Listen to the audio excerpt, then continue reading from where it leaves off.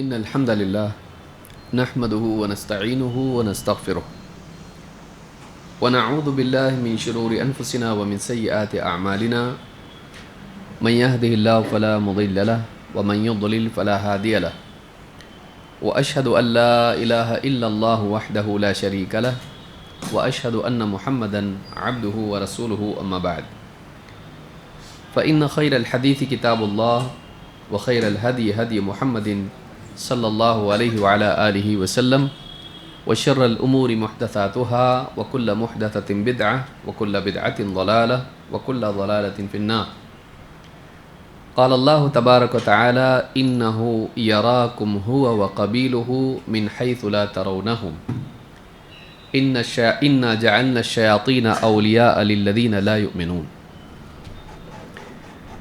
میرے محترم دینی بھائیوں، نوجوان ساتھیوں اور قابل احترام اور بہنوں،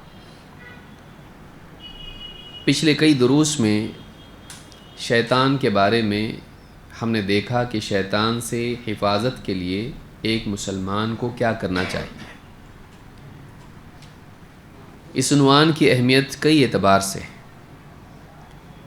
ایک تو اس اعتبار سے کہ انسان کسی بھی ماحول میں رہے، شیطان اس کا ساتھ چھوڑنے والا نہیں، چاہے وہ حرم میں رہے، مکہ میں، مدینہ میں، چاہے وہ دینی ماحول میں ہو، چاہے وہ نبوی دور میں ہو، شیطان انسان کا پیچھا پکڑتا ہے اور کوشش کرتا رہتا ہے کہ اسے گمراہ کرے۔ تو یہ نہیں کہ ایک انسان اچھے ماحول میں رہے گا تو محفوظ ہو گیا، اچھے دور میں ہوگا تو محفوظ رہے گا۔ محفوظ رہنے کے لیے اعمال ہیں، اگر انسان ان اعمال کا اہتمام کرے تو وہ محفوظ رہے گا۔ جو اعمال کا اہتمام نہیں کرے گا، چاہے وہ کہیں بھی ہو، آپ دیکھیں گے کہ اچھے ماحول میں بھی انسان برباد ہوتا ہے، بگڑتا ہے۔ کیوں؟ اس لیے کہ واقعی اس ماحول سے فائدہ نہیں اٹھاتا ہے۔ اسی لیے ہم دیکھتے ہیں کہ آج حرم میں لوگ بیٹھے ہوئے ہیں اور ویڈیو دیکھ رہے ہیں، فیس بک چیک کر رہے ہیں، انسٹاگرام چیک کر رہے ہیں، ماحول کتنا اچھا ہے، لیکن شیطان نے وہاں بھی اس کو کام پہ لگا دیا ہے۔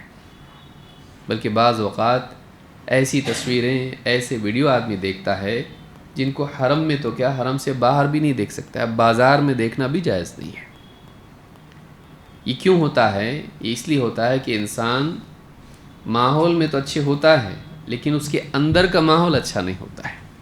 باہر کا ماحول اچھا ہے، لیکن اندر کا ماحول، اندر دل کے اندر جو ماحول ہونا چاہیے وہ صحیح نہیں ہے۔ اور شیطان اس کا فائدہ اٹھا کے انسان کو غلط کاموں کی ترغیب دیتا ہے، اور انسان شیطان کے بہکاوے میں آ کے غلط کام کرتا ہے۔ انسان کمزور ہے اور اس کمزوری کا فائدہ اٹھا کر شیطان اس کو گمراہ کرتا ہے، غلط کام کی رغبت دلا کر اور نیک کاموں میں سستی پیدا کر کے۔ لیکن اتنا ہی نہیں ہے، شیطان انسان کو نہ صرف گمراہی کے اعتبار سے، وسوسوں کے اعتبار سے اذیت پہنچاتا ہے، بلکہ شیطان انسان کو جسمانی، مالی، ذہنی اعتبار سے بھی اذیت پہنچاتا ہے، حتیٰ کہ اس کی عبادات کو بھی خراب کرنے کی کوشش کرتا ہے۔ لہٰذا وہ کیا اعمال ہیں، خصوصاً وہ کیا اذکار ہیں جن کا اہتمام کر کے ایک انسان شیطان کے دھوکے سے اور اس کی اذیت سے بچ سکتا ہے، اس کا علم ہونا ضروری ہے۔ اور اللہ کا شکر ہے کہ اللہ تعالیٰ نے قرآن کریم میں اور نبی اکرم صلی اللہ علیہ وسلم نے اپنی احادیث میں یہ اعمال ہم کو بتائے ہیں جن کے ذریعے سے ایک انسان شیطان کے دھوکے سے، اس کے وسوسوں سے، اس کی اذیتوں سے بچ سکتا ہے۔ بدقسمتی سے علم کی کمی کی وجہ سے مسلمانوں کا ایک بڑا طبقہ ہے جو باباؤں اور درگاہوں کو شیطان سے حفاظت اور نجات کا ذریعہ سمجھتا ہے، اور اس سے مسئلہ حل ہونے کی بجائے بڑا مسئلہ پیدا ہو جاتا ہے۔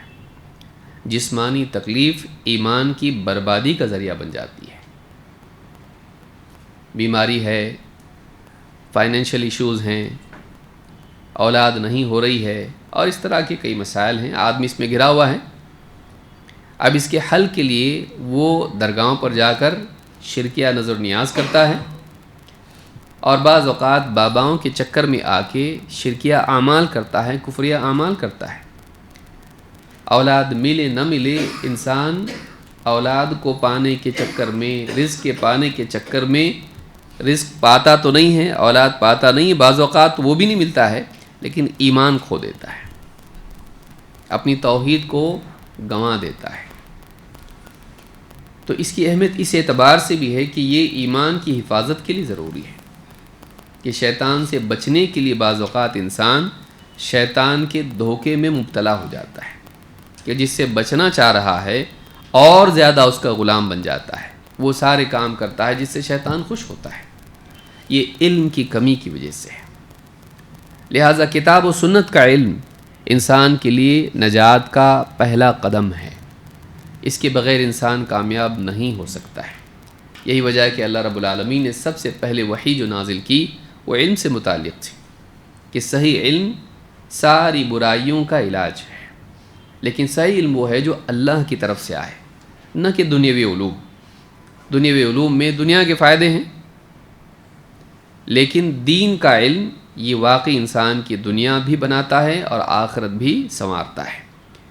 تو آج ہم اسی تعلق سے دیکھیں گے کہ شیطان سے حفاظت کے لیے کیا کرنا چاہیے۔ جو آیت میں نے پڑھی، اس میں اللہ نے فرمایا اِنَّهُ يَرَاكُمْ هُوَ وَقَبِيلُهُ مِنْ حَيْثُ لَا تَرَوْنَهُمْ، کہ وہ اور اس کا قبیلہ کنبہ تم کو وہاں سے دیکھتا ہے جہاں سے تم اس کو یا ان کو نہیں دیکھ سکتے۔ شیطان ہم کو دکھائی نہیں دیتا ہے، اللہ تعالیٰ نے اس کو ایسا ہی بنایا ہے۔ لیکن اس سے زیادہ بڑھ کے بات یہ ہے کہ شیطان کی چالیں بھی جلدی سمجھ میں نہیں آتی ہیں، جتنا وہ مخفی ہے نگاہوں سے، اس کی چال بازیاں، اس کے دھوکے ہماری عقل سے بھی اتنے زیادہ مخفی ہوتے ہیں۔ وہ ایسے راستوں سے آتا ہے کہ انسان سمجھ نہیں پاتا ہے۔ بعض اوقات کچھ نورانی راستوں سے بھی وہ آتا ہے۔ اسی لیے آپ دیکھیں شرک اور بدعات کے اندر پھنسے ہوئے لوگوں کو آپ دیکھیں، وہ ہمیشہ اچھے راستوں سے آتا ہے۔ اللہ والوں کی تعظیم، اللہ کا تقرب، اسلامی شاعر کو زندہ کرنا، نبی کی محبت، نبی کی تعظیم، اس طرح سے شرکیات میں آپ دیکھیے ساری چیزیں یہ بنیاد بنتی ہیں، جو کہ ایک اچھی چیز ہے۔ اولیاء سے محبت اچھی چیز ہے، نبی سے محبت ایمان کا حصہ ہے، اسلامی شاعر کی تعظیم اچھی چیز ہے، لیکن تعیین کون کرے گا؟ بابا کی جوتیاں اسلامی شاعر میں سے نہیں ہیں۔ تو علم کی کمی کی وجہ سے شیطان انسان کو اچھے راستوں سے غلط راستے پر لے جاتا ہے، اچھی چیزیں دکھا کر اس کو غلط منزل تک لے جاتا ہے۔ تو یہ ایک بڑا مسئلہ ہے کہ جتنا وہ مخفی ہے اس سے بھی زیادہ اس کے دھوکے مخفی ہوتے ہیں۔ یہی وجہ ہے کہ آپ دیکھیے کہ پہلے انسان کو اللہ کے صریح حکم کے باوجود، آدم علیہ السلام صاف حکم اللہ کا ہے، لیکن اس کے باوجود آپ دیکھیں گے شیطان نے کیا کہا، یہ پیڑ ایسا ہے، اس کا پھل کھاؤ گے ہمیشگی کی زندگی ملے گی، فرشتوں جیسے بن جاؤ گے، تم کو بادشاہت ملے گی، اور دھوکہ دے کے انہیں وہ کھانے پر مجبور کر دیا جس کے قریب جانے سے بھی اللہ نے منع کیا تھا۔ بدعات میں بھی آپ دیکھیے برائیاں خوبصورت بنا کے پیش کرنا شہوت کے راستے سے ہوتا ہے، زنا، چوری، جھوٹ، شراب، ناچ گانا، موسیقی، لیکن بعض اوقات وہ نیکیوں کے راستے سے آتا ہے کہ ایسا کرو گے تو اس میں فائدہ ہے، ثواب ہے، اللہ راضی ہوگا، نیکی ہی تو ہے، قرآن خوانی کر رہے ہیں تو میت کے لیے خیر خواہی ہے، قرآن ہی تو پڑھ رہے ہیں، نبی کی پیدائش کا دن منا رہے ہیں تو نبی کی محبت کا اظہار ہو رہا ہے، مسلمانوں کا اتحاد ہو رہا ہے، مسلمانوں کی قوت کا مظاہرہ ہو رہا ہے۔ کتنے کام ایسے ہیں جو بدعت ہوتے ہیں، غلط ہوتے ہیں، لیکن شیطان یہ دکھاتا ہے یہ نیکی ہے، اس میں ثواب ہے، اس میں فائدہ ہے، تو برائیوں کو مزین کر کے دکھاتا ہے، خوبصورت بنا کے پیش کرتا ہے۔ اور آپ دیکھیے کتنے لوگ ہیں جو واقعی اس کو سمجھ پاتے ہیں۔ ایک بڑا طبقہ مسلمانوں کا ایسا ہے جو اس میں مبتلا ہے۔ اس بات کی علامت ہے کہ شیطان کے دھوکے میں اکثریت آتی ہے، شیطان کے دھوکے میں اکثریت آتی ہے، بہت کم لوگ ہیں جو بچ پاتے ہیں۔ شیطان سے بچنے کے لیے ضروری کہ انسان کے پاس ایمان ہو، کیونکہ ایمان کی کمزوری شیطان کے دھوکے میں پھنسنے کا بہت بڑا ذریعہ ہے۔ اسی لیے اللہ نے جہاں یہ بتایا کہ شیطان اور اس کا قبیلہ تم کو وہاں سے دیکھتا ہے جہاں سے تم اس کو نہیں دیکھ سکتے اور ان کو نہیں دیکھ سکتے، نہ اس کو دیکھ سکتے نہ اس کے ساتھیوں کو، سارے شیاطین ہم سے چھپے ہوئے ہیں۔ آگے اللہ نے فرمایا اِنَّا جَعَلْنَا الشَّيَاطِينَ اولیاء، کس کے لیے؟ ہم نے شیاطین کو اولیاء بنا دیا ہے، دوست بنا دیا ہے، مددگار بنا دیا ہے، ساتھی بنا دیا ہے۔ اِنَّا جَعَلْنَا الشَّيَاطِينَ اولیاء، لیکن کن کا ساتھی بنا دیا ہے؟ لِلَّذِينَ لَا يُؤْمِنُونَ، ان کا ساتھی بنا دیا ہے جو ایمان نہیں لاتے ہیں۔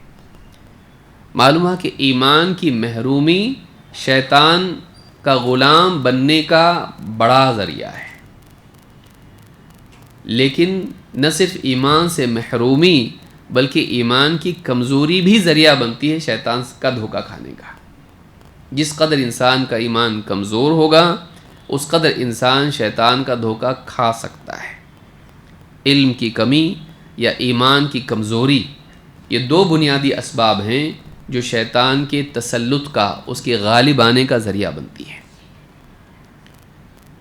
تو اس کے لیے ضروری ہے کہ ہم ایک تو علم حاصل کریں، شیطان کے دھوکے کیا کیا ہیں۔ قرآن و سنت میں بتایا گیا ہے کہ قوموں کو شیطان نے کیسے دھوکہ دیا، اور پھر نبی صلی اللہ علیہ وسلم نے بتایا شیطان کیسے کیسے ستاتا ہے، کیا کیا کرتا ہے، اور آپ نے یہ بھی بتایا کہ ہم کو کیا کرنا چاہیے۔ تو ایک تو علم ہے، دوسرا یہ کہ ہم ایمان اور توحید کو ایسا مضبوط بنائیں کہ شیطان کوشش کر کے بھی کامیاب نہ ہو سکے۔ ان عبادی لیس لک علیہم سلطان، میرے بندے ان پر تیرا زور نہیں چلے گا۔ تو معلوم ہے کہ جو واقعی اللہ کا بندہ ہے کسی اور کا نہیں، اس کی بندگی منقسم نہیں ہے، اس کی بندگی بٹی ہوئی نہیں ہے، اللہ کا بھی بندہ ہے اور درگاہ پہ بابا کا بھی بندہ ہے، اس کی بندگی بٹی ہوئی نہیں ہے۔ تو ایسا انسان جو خالص اللہ کی توحید کا اہتمام کرتا ہے، شیطان سے حفاظت اس کے لیے بہت آسان ہو جاتی ہے۔ لیکن جیسے اس کی بندگی میں خلل پیدا ہوتا ہے، ایسا انسان شیطان کی بندگی میں چلا جاتا ہے۔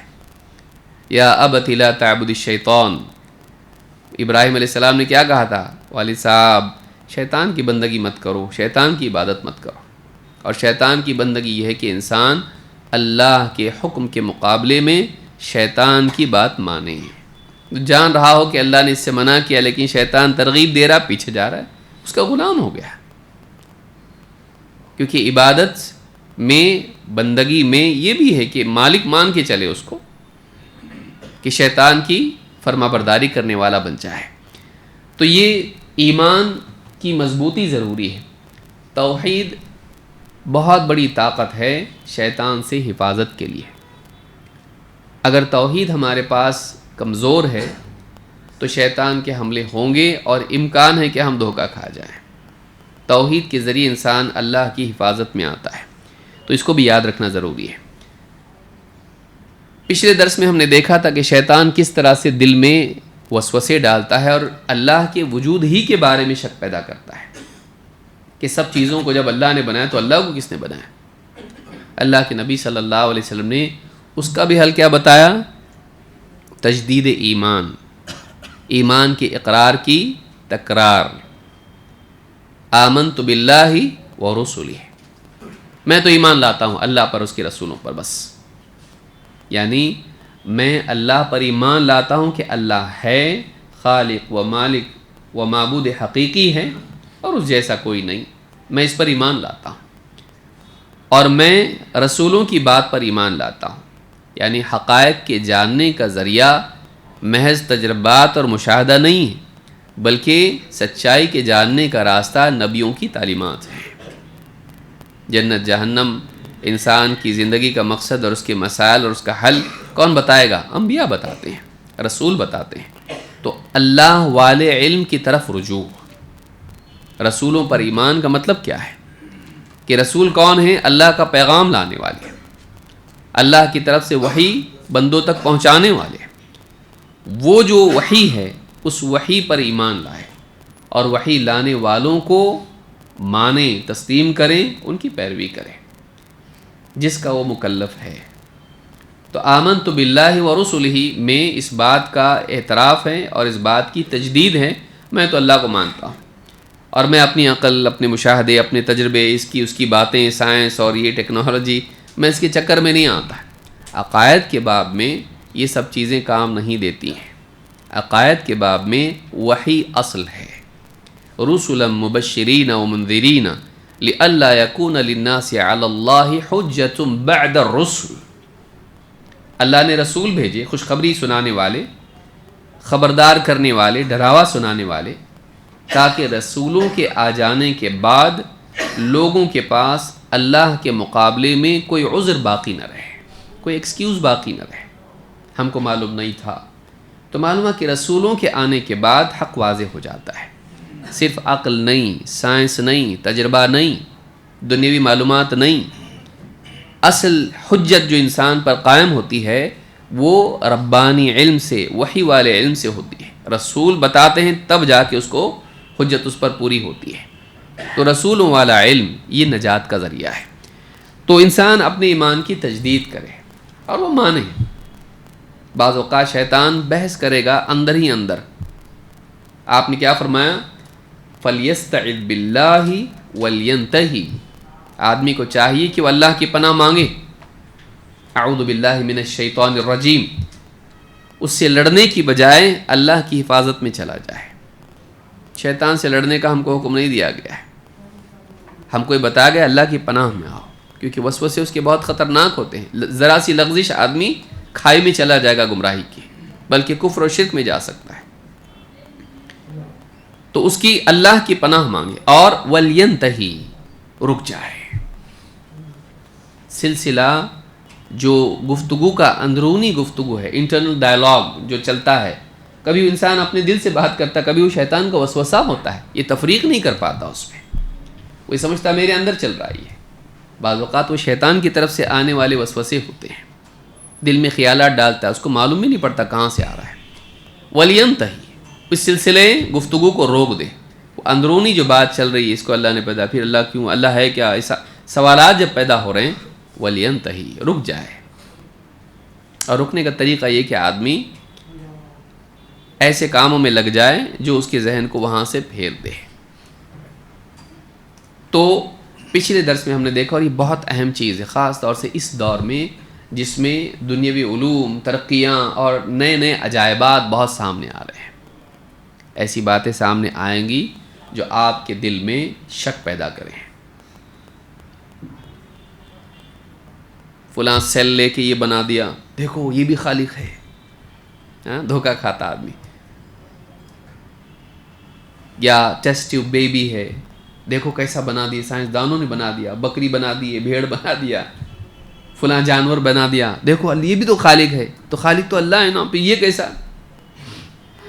اول تو انہوں نے ادھر سے لیا، دوسرے اس کو برابر وہی قانون فالو کیا جو بنایا ہوا کس کا ہے؟ اللہ کا ہے۔ تو انہوں نے تھوڑی بنایا، وہ تو اللہ نے بنایا ہے، انہوں نے نہیں بنایا۔ انہوں نے اللہ کے قانون کی پابندی کی، حیات انہوں نے ڈالی اس میں زندگی کہاں سے آئی؟ کیا انہوں نے ایک انجیکشن لیا اور انجیکشن سے زندگی، روح پھونکی، اس میں کہاں سے آئی؟ وہ اللہ نے ڈالی ہے۔ روح یہ نہیں ڈالتے ہیں، ورنہ کسی بھی گوشت کے لوتھڑے میں وہ روح ڈال کے دکھا دے یا مرا ہوا اس میں ڈال دیں، نہیں ڈال سکتے۔ وہ کہاں سے آتی ہے؟ پھر وہ اللہ کی طرف سے آتی ہے، جان اللہ کی طرف سے آتی ہے۔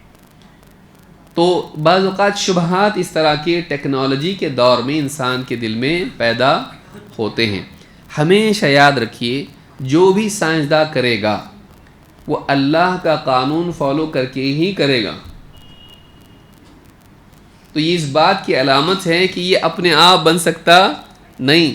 تو جس نے بنایا ہے اس نے قانون بھی بنایا ہے، اور یہ جو کر رہا ہے وہ اسی قانون کو فالو کر رہا ہے. تو اتنا پڑھا لکھا آدمی کون سا قانون فالو کر رہا ہے؟ جو اندھی فطرت کا قانون ہے، آٹومیٹک بنا ہوا ہے، جو پڑھا لکھا فالو کر رہا. سوچیے. تو سائنس کے دور میں بعض اوقات اس طرح کے شبہات دل میں پیدا ہوتے ہیں. دھوکہ نہیں کھانا چاہیے. اللہ رب العالمین تمام چیزوں کا خالق ہے اور وہی سب پیدا کرنے والا ہے. انسان بس اس میں فیسیلیٹیٹ کرتا ہے. ورنہ آدمی یہ بھی کہنے کو کم نہیں کرے گا، اور سالوں سے چلتا آ رہا ہے بیوی شوہر کی ملاپ سے اولاد پیدا ہوتی ہے، تو کیا وہ خالق ہوئے؟ انہوں نے تو کوئی لیبارٹری میں بھی نہیں گئے، کچھ ایکسپیریمنٹ میں کچھ بھی نہیں کیے، بس نکاح ہوا اور اولاد ہو گئی. تو کیا وہ خالق ہوئے؟ تو جہالت. ابھی سائنسداں کیسے خالق ہوا؟ فرق کیا ہے بتائیے؟ فرق کیا ہے؟ انہوں نے اللہ کا بنایا ہوا قانون فالو کیا، اولاد ہوئی. سائنسداں نے بھی اللہ کا بنایا ہوا قانون فالو کیا، جو بھی بننا تھا بنا، چاہے وہ جاندار کے اعتبار سے ہو یا پھلوں کے اعتبار سے ہو یا جو بھی ہو. تو اللہ کا بنایا ہوا قانون ہے، وہ اس کو فالو کرنے سے ہی چیزیں وجود میں آتی ہیں. یہ نہیں کہ وہ خالق بن جائے گا، اس کو یاد رکھیے. تو نئے دور میں ٹیکنالوجی اتنی ترقی کر رہی ہے کہ پڑھے لکھے طبقے کے سامنے یہ جب چیزیں آئیں گی تو ڈاؤٹس دل میں پیدا ہوتے ہیں. لوگ پوچھتے ہیں اس طرح سے، ایسا کیسا؟ کہ قرآن میں تو ہے نا کہ اللہ تعالیٰ غیب جانتا ہے. قل لا يعلم من في السماوات والارض الغیب الا اللہ. اے نبی آپ کہہ دیجئے آسمانوں میں زمین میں جو بھی ہیں کوئی غیب نہیں جانتا ہے. اگر غیب جانتا ہے تو صرف اللہ جانتا ہے، کوئی مخلوق نہیں. نہ آسمان کی مخلوق غیب جانتی نہ زمین کی. فرشتوں نے کیا کہا تھا؟ سبحانک لا علم لنا الا ما علمتنا. جنات کو بھی معلوم نہیں تھا. سلیمان علیہ السلام کی وفات ہو گئی، نہیں معلوم تھا ان کو. اور شیطان آسمان میں جاتے ہیں، شعلے مار کے بھگایا جاتا ہے. پہلے ہی معلوم ہوگا تو جائیں گے اوپر، نہیں معلوم ان کو، نہیں معلوم ہوتا ان کو. اور زمین کی مخلوقات نہیں جانتی، انسان اور دوسری مخلوقات نہیں معلوم ان کو، ان کا مستقبل نہیں معلوم. بابا کو بھی نہیں معلوم پولیس پکڑنے والی ہے. بابا بیٹھا رہتا ہے، سب کو بتاتا تمہارا ایسا ہوگا تمہارا ایسا ہوگا، اور پولیس آ کے اس کو پکڑ کے لے جاتی. اس کو خود کا ہی معلوم نہیں رہتا ہے کہ آج مجھ کو پولیس پکڑ کے لے جانے والی ہے. انسان نہیں جانتا ہے، مخلوقات نہیں جانتی، صرف اللہ جانتا ہے. لیکن کبھی شبہ پیدا ہوتا ہے. پورے قرآن میں تو ہے نا کہ وَيَعْلَمُ مَا فِي الْأَرْحَامِ، وَيَعْلَمُ مَا فِي الْأَرْحَامِ. وہ جانتا ہے کہ ماں کے پیٹ میں کیا ہے، رحم میں کیا ہے. جو ڈاکٹر صاحب بتاتے ہیں نا لڑکا ہے کہ لڑکی ہے، وہ تو گورنمنٹ بنا کی اس لیے، ورنہ امریکہ میں تو بتاتے ہیں. تو پھر ڈاکٹر کو علم غیب ہے؟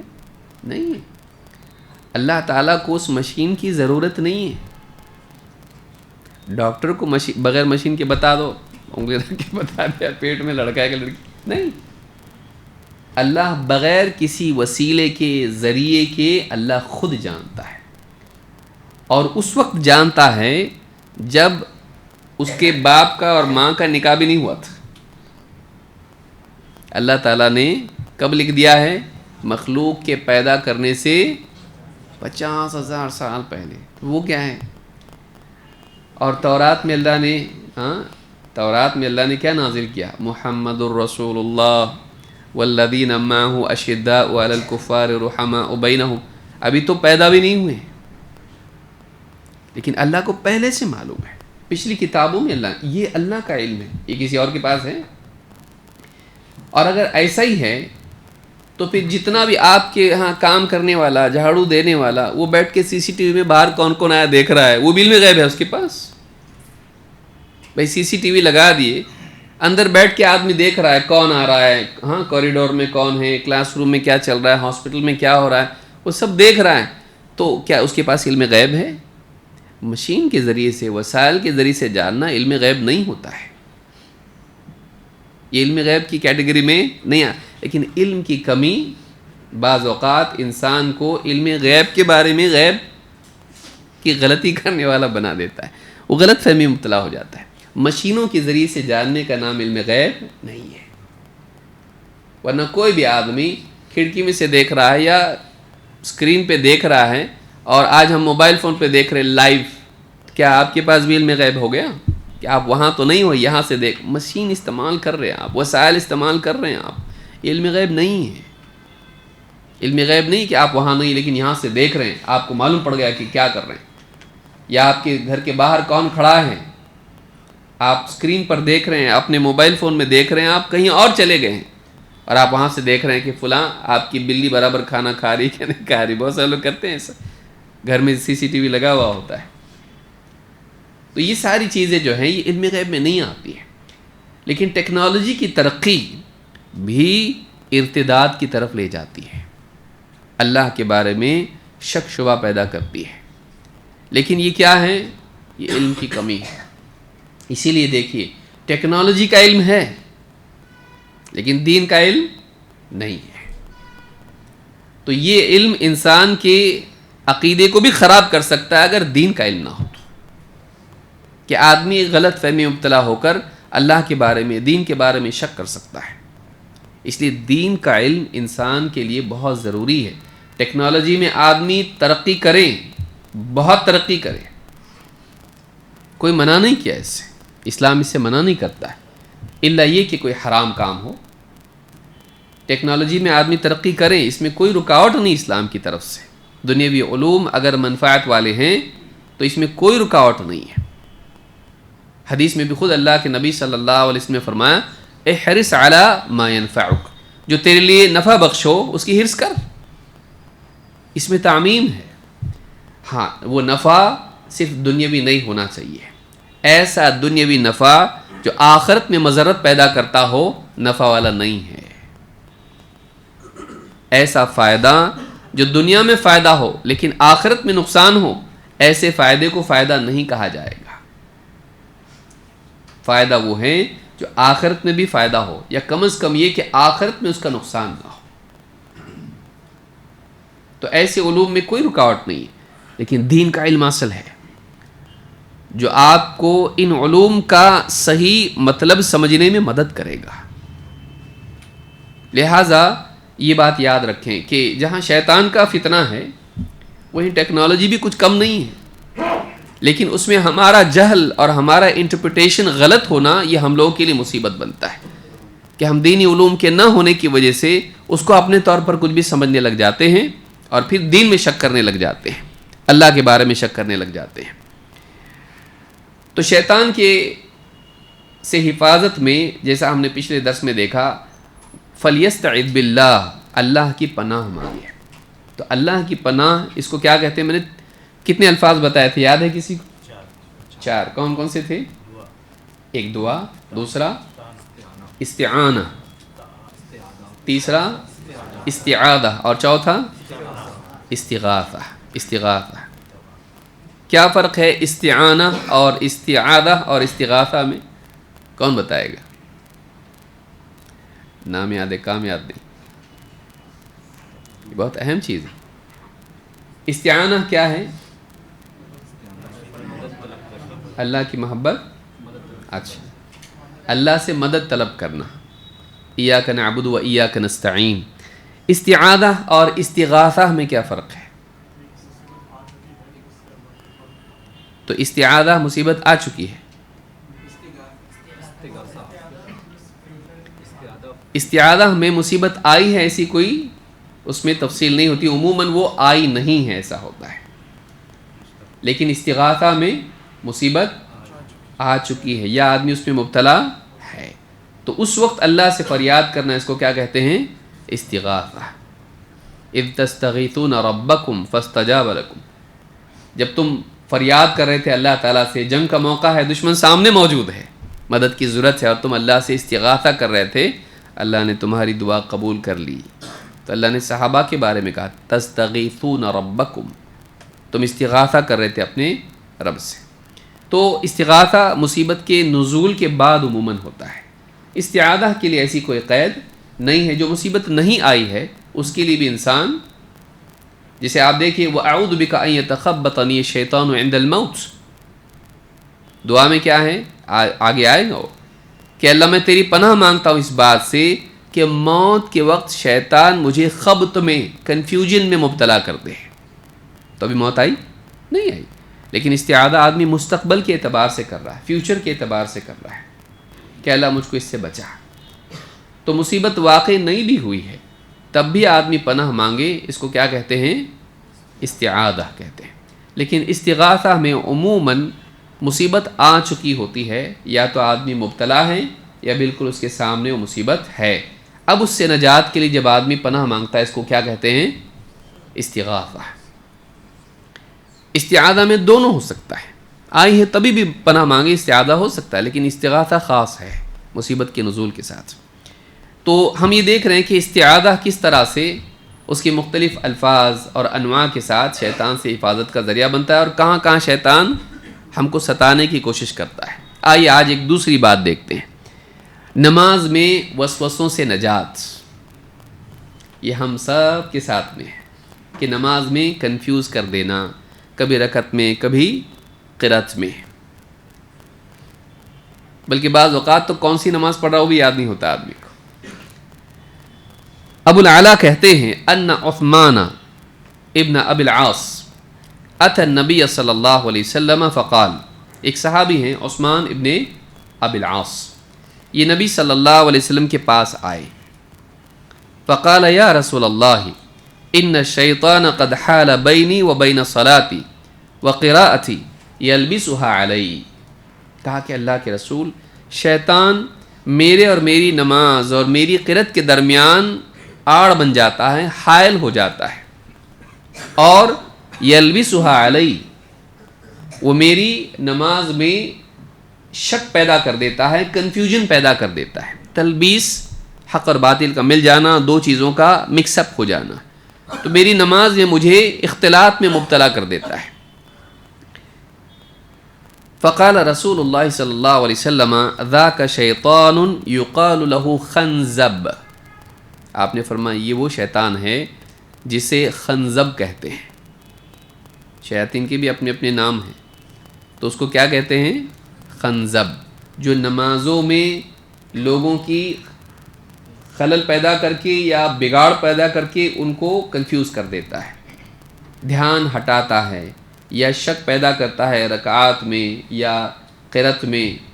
تو یہ جو کنفیوژن آتا ہے کس کی طرف سے آتا ہے؟ عموماً شیطان کی طرف سے، اور اس کا نام کیا ہے؟ خنزب۔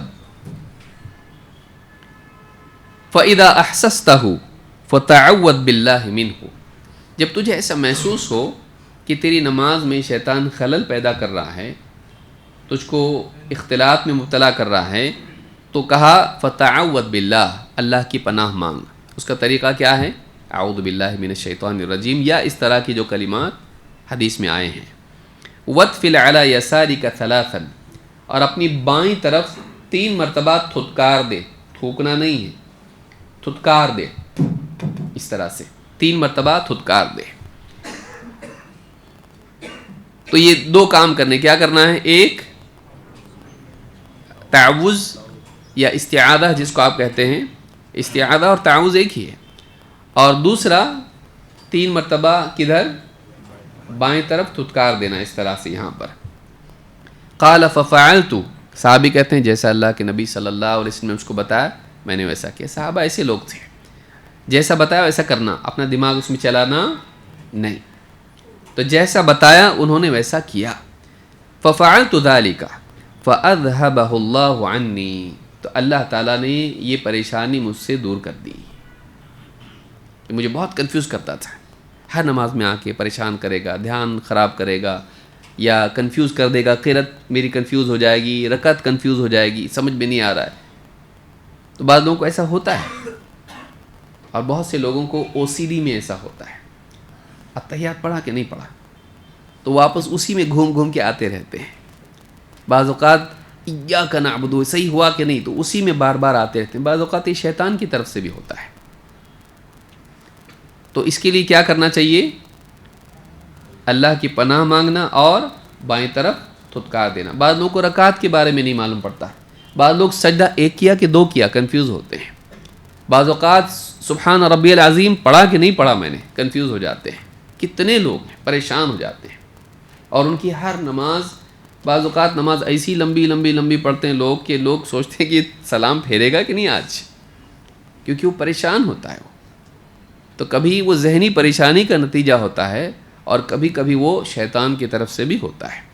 تو اس کے لیے آسان طریقہ یہ ہے کہ آدمی کیا کرے، دو ہی کام کرے. اعوذ باللہ من الشیطان الرجیم، اگر وہ شیطان کی وجہ سے تو کیا ہو جائے گا، وہ بھاگ جائے گا اور یہ اللہ کی پناہ میں آئے گا. اور 3 مرتبہ بائیں طرف کیا کرے، تھتکار دے. یہ اس کے لیے کام ہے، اتنا وہ کرے. تو صحابی نے اس کو، اب یہ ٹرائیڈ اینڈ ٹیسٹڈ ہے، جیسے بتایا تھا اللہ کے نبی صلی اللہ علیہ وسلم نے. صحابی خود صاحب معاملہ جن کے ساتھ یہ ہوا، کیونکہ انٹرنل معاملہ ہے، انہی کو معلوم ہے. کہا کہ میں نے ایسا کیا اور اللہ تعالیٰ نے فَأَذْهَبَهُ اللَّهُ عَنِّي، تو اللہ تعالیٰ نے یہ تکلیف مجھ سے دور کر دی. یہاں صحابی کا جملہ یاد رکھیں، فَأَذْهَبَهُ اللَّهُ عَنِّي، اس دعا نے مجھ کو نجات دلائی. ایسا بول رہے ہیں نبی صلی اللہ علیہ وسلم نے مجھ کو بچا لیا، نہیں، میں نے دیکھو کیسے نجات پائی. بول رہے ہیں کیا بول رہے ہیں، فَأَذْهَبَهُ اللَّهُ عَنِّي، تو اللہ تعالیٰ نے مجھ سے اس تکلیف کو دور کر دیا. یہ مزاج انسان کا ہونا چاہیے کہ وہ نجات ہو یا فلاح ہو، کامیابی ہو یا مصیبت اور بلا سے نجات ہو، اس کی نسبت کس کی طرف کریں، اللہ نے بچایا، اللہ نے نجات دی، اللہ نے تکلیف دور کی. یہ توحید کا کمال ہے، توحید کا کمال ہے. تو صحیح مسلم میں حدیث موجود ہے جس سے معلوم ہوتا ہے کہ اس طرح کے نماز کی وسوسوں میں ایسا کرنا چاہیے. تیسری چیز، بیت الخلاء، شیاطین کا حضور وہاں پہ ہوتا ہے عموماً، خاص کر کے جو پبلک ٹوائلٹس ہوتے ہیں یا گاؤں دیہات میں دور جگہیں ایسی ہوتی جو ہمیشہ پیشاب پاخانے کے لیے کھلے جگہیں طے ہوتی ہیں، لوگ وہاں جا کے حاجت سے فارغ ہو کے آتے ہیں. یہ جو جگہیں ہیں یہ شیطانوں کی جگہ ہوتی ہیں عموماً. یہاں چونکہ گندگی شیطان کو پسند ہے، اسی لیے آپ دیکھیں جادوگروں کو بھی شیطان ان سے بہت گندگی کے کام بھی کرواتا ہے، اور وہ کرنے کے بعد بھی شیطان ان کی بات مانتا ہے. تو ایک قسم کا وہ کانٹریکٹ ہوتا ہے، وہ غلام نہیں بنتا ان کا، کہ اس کو خوش کرنے کی وجہ سے پھر وہ بولتا ہے ٹھیک ہے میری طرف سے بھی تم کو کچھ گفٹ ملے گی، اور وہ ان کے کام کرتا ہے، لیکن ان کا دین و ایمان خراب کر کے. تو گندگی جو ہے یہ شیطان کے لیے، گندگی کی جگہیں یہ ان کا ٹھکانہ ہوتا ہے.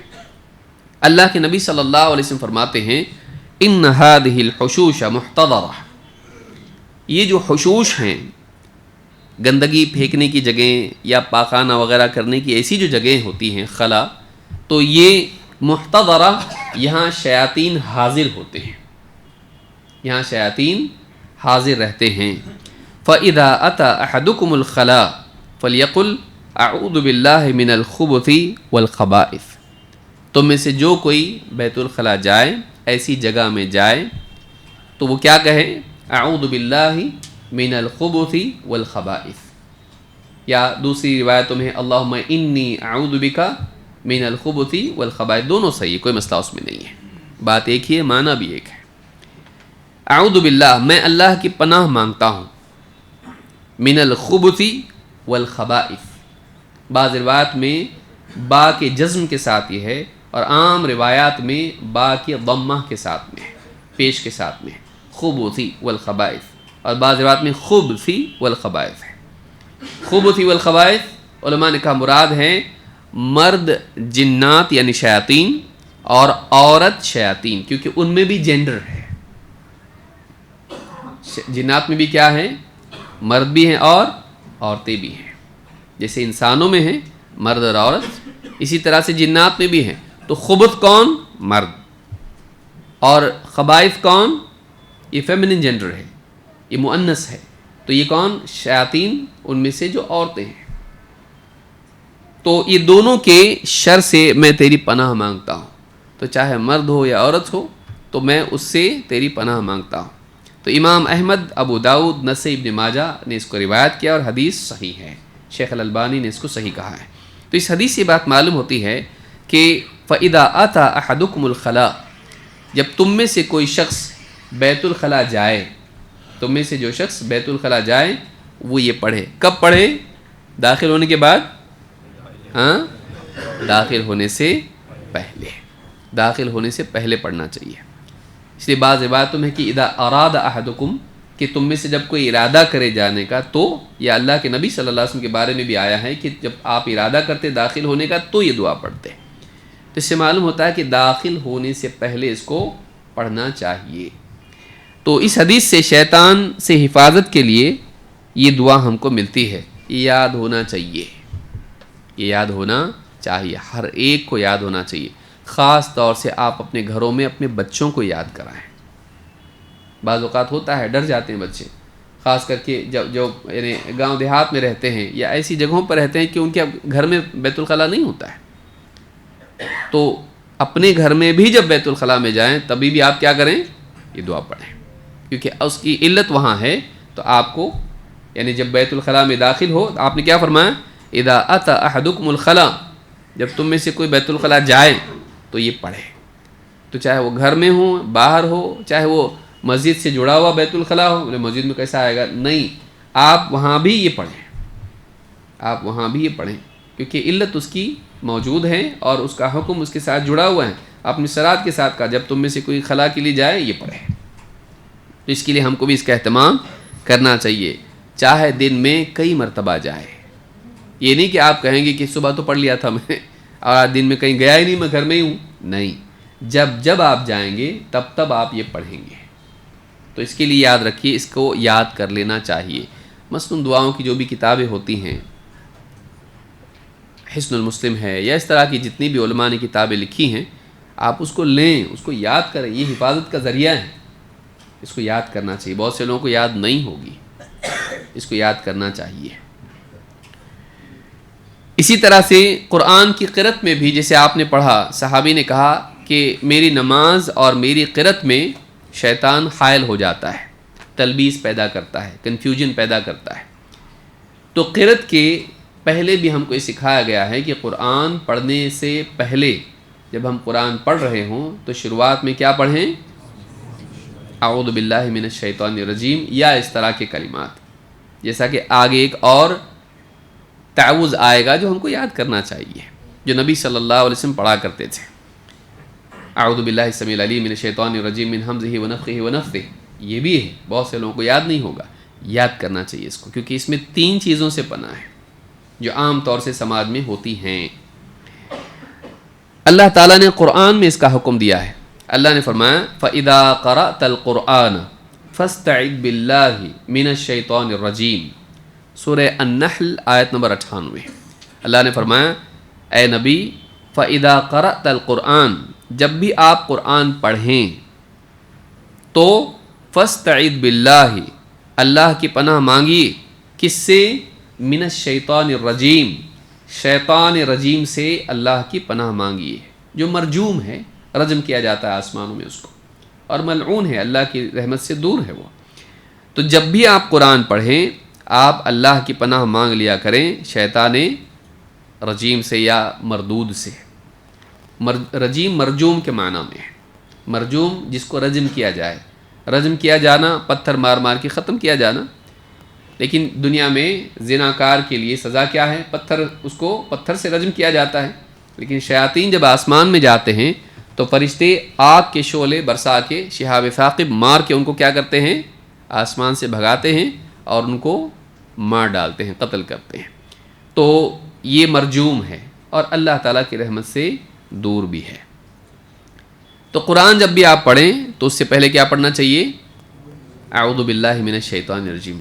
یہاں غور طلب بات یہ ہے کہ قرآن ہدایت کی کتاب ہے، لیکن ہدایت کی کتاب پڑھنے سے پہلے آدمی شیطان کے مقابلے میں اللہ کی پناہ مانگ رہا ہے.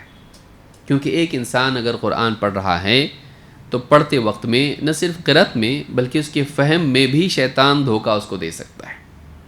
اور یہی وجہ ہے کہ آپ دیکھیں کتنے گمراہ فرقے قرآن پڑھتے ہیں لیکن قرآن ہی سے اپنی گمراہیوں کے لیے دلیل بھی نکالتے ہیں. کیوں؟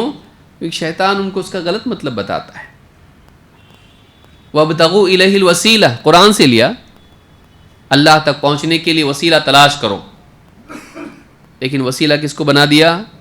بزرگان دین کی قبروں کو، بلکہ بعض اوقات تو قبروں کے نیچے کوئی ہے بھی نہیں، اس کو اپنے لیے کیا بنا لیا؟ اللہ تک پہنچنے کے لیے وسیلہ، بتوں کی طرح اس کا حال کر دیا کہ مٹی اور پتھر کو ہی اپنے لیے اللہ تک پہنچنے کا وسیلہ بنایا، جبکہ قبر ہے بھی نہیں وہاں پہ۔ تو نہ قبر وسیلہ بن سکتی ہے اور نہ اس طرح کی بنی ہوئی درگاہیں یا جو بھی ذریعہ ہے یہ اللہ تک پہنچنے کا ذریعہ نہیں ہے۔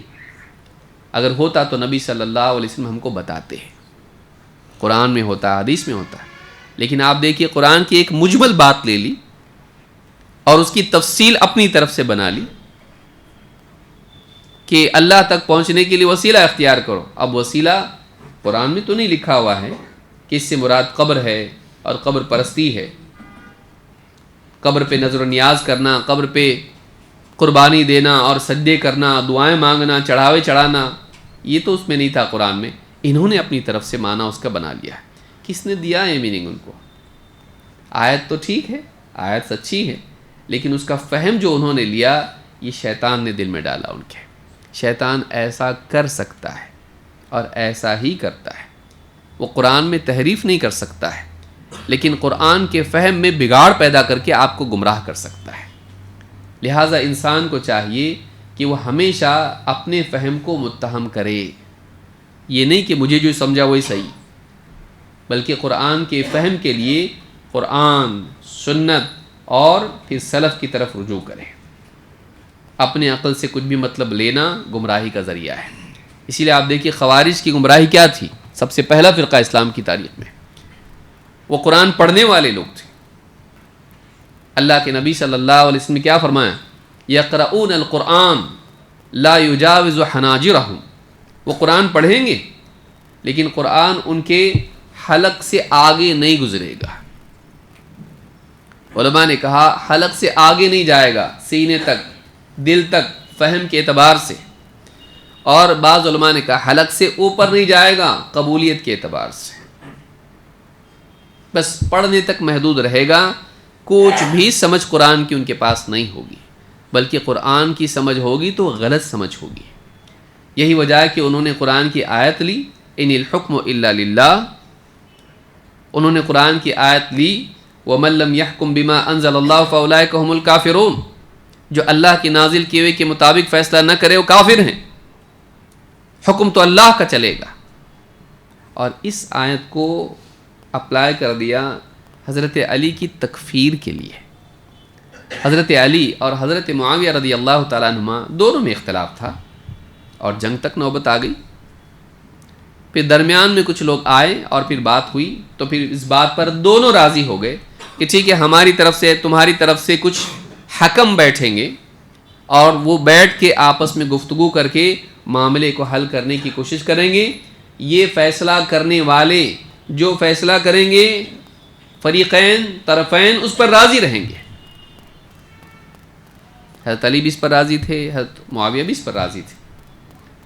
خوارج نے جب دیکھا ایسے کیسے کر رہے ہیں، خلافت کا معاملہ ہے اور یہ بیچ میں حکم کہاں سے لا رہے ہیں، حکم تو اللہ کا چلے گا، حکم ان کا تھوڑی چلے گا، تو انہوں نے کیا کر دیا کہ حضرت علی نے اللہ کے معاملے میں، خلافت کے معاملے میں، دین کے معاملے میں کیا کر دیا، اللہ کے علاوہ کسی اور کو حکم بنا لیا، اس کے حکم پر راضی ہو رہے ہیں، کافر، یہ بھی کافر وہ بھی کافر، حضرت علی بھی کافر، حضرت معاویہ بھی کافر، نعوذ باللہ، جن کے بارے میں اللہ کے نبی صلی اللہ علیہ وسلم نے فرمایا تھا کہ میری نسبت تم سے ایسی ہے جیسے حضرت موسیٰ کی حضرت ہارون سے نسبت تھی، لیکن میرے بعد کوئی نبی نہیں۔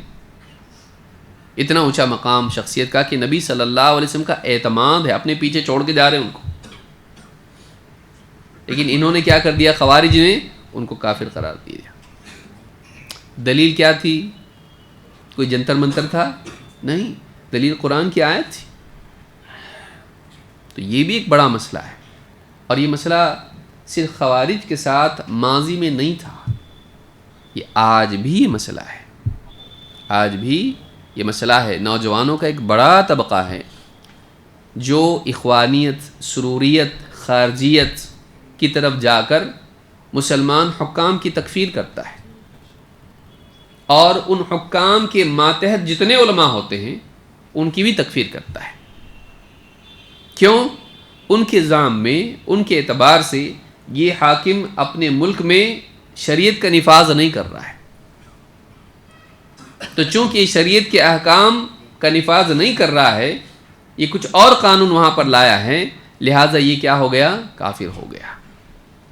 اور پھر کچھ علماء اس ملک میں رہ رہے ہیں، اس کو اپنا حاکم تسلیم کیے ہوئے ہیں، اس کے لیے دعائیں کر رہے ہیں. تو اب ایسے علماء چونکہ اس کے انڈر میں ہیں، لہٰذا اس کو مان لینے کی وجہ سے، اس پر راضی ہونے کی وجہ سے، اس کے حاکم ہونے کے پر راضی ہونے کی وجہ سے یہ بھی کافر ہو گئے. یہ تکفیری لوگ ہیں جو ان کی طرف سے بھلائی کی امید نہیں ہے. اللہ تعالیٰ ان کو ہدایت دے. اور انٹرنیٹ پہ آپ کو فیس بک پر جیسے ہی کسی ملک میں، اسلامی ملک میں کوئی بات ہو جائے، فوراً یہ بالکل برسات کے مینڈک کی طرح باہر نکل آتے ہیں اور پھر سارے شروع ہو جاتے ہیں اس کے اوپر کہ دیکھو فلاں نے ایسا کیا، یہ شریعت کے خلاف ہے، یہ ایسا ہے، ایسا ہے، یہ کافر ہو گیا ہے. اور پھر ان کے ذریعے سے امت کو فائدہ کچھ نہیں ہے.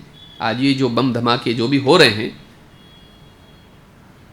یہ ساری چیزیں یہ اسی فکر کا نتیجہ ہیں، اسی فکر کا نتیجہ ہے.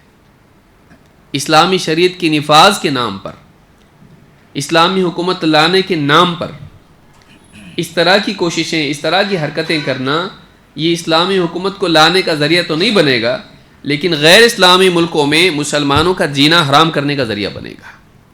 جو چین سے، سکون سے، جو تھوڑا موڑا چین ہے، جو تھوڑا موڑا سکون ہے، وہ بھی غارت کرنے کا ذریعہ بنے گا. اللہ تعالیٰ ان لوگوں کو ہدایت دے. جو بھی ذہن کے لوگ ہیں، یہ بولنا بے وقوفی ہوگا کہ ایسا کوئی نہیں ہے. یہ سوچ ہے، یہ سوچ ہے. آپ انٹرنیٹ پہ مختلف آپ ویب سائٹس پر یا اس طرح کے جو بھی سوشل میڈیا اس پر آپ جا کر کمنٹس میں دیکھیں، آپ کو ایسے لوگ ملیں گے جو امن کی بات کرنے والے یا اس طرح کی چیزیں نہ کرنے والے اور اس سے منع کرنے والے علماء کے بیانات ہیں. اس کے کمنٹس میں آپ جا کے دیکھیے، حکومت کے بکے ہوئے ہیں، امت کے ساتھ ان کو کوئی ہمدردی نہیں ہے، اور اس طرح کے کمنٹس کرنے والے آپ کو ملیں گے. یہی تشدد ہے، یہ ایکسٹریمزم ہے جو آگے بڑھتے بڑھتے بڑھتے دہشت گردی کی صورت اختیار کرتا ہے.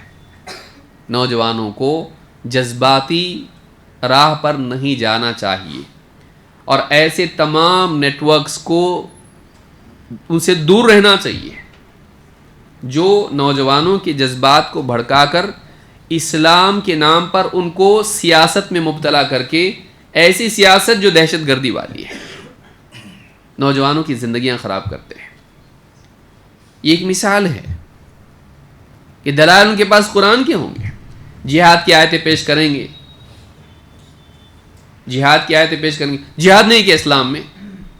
ہاں ہے. تو پھر کون کر رہا ہے؟ دیکھو ہم لوگ کر رہے ہیں، ہم لوگ کر. یہ جہاد ہے. تمہارا امام کہاں ہے؟ امام کہاں ہے؟ کوئی امام نہیں. اور یہ جہاد ہے. جہاد اس طریقے سے ہوتا ہے. جہاد کا الف با تا تم کو معلوم ہے؟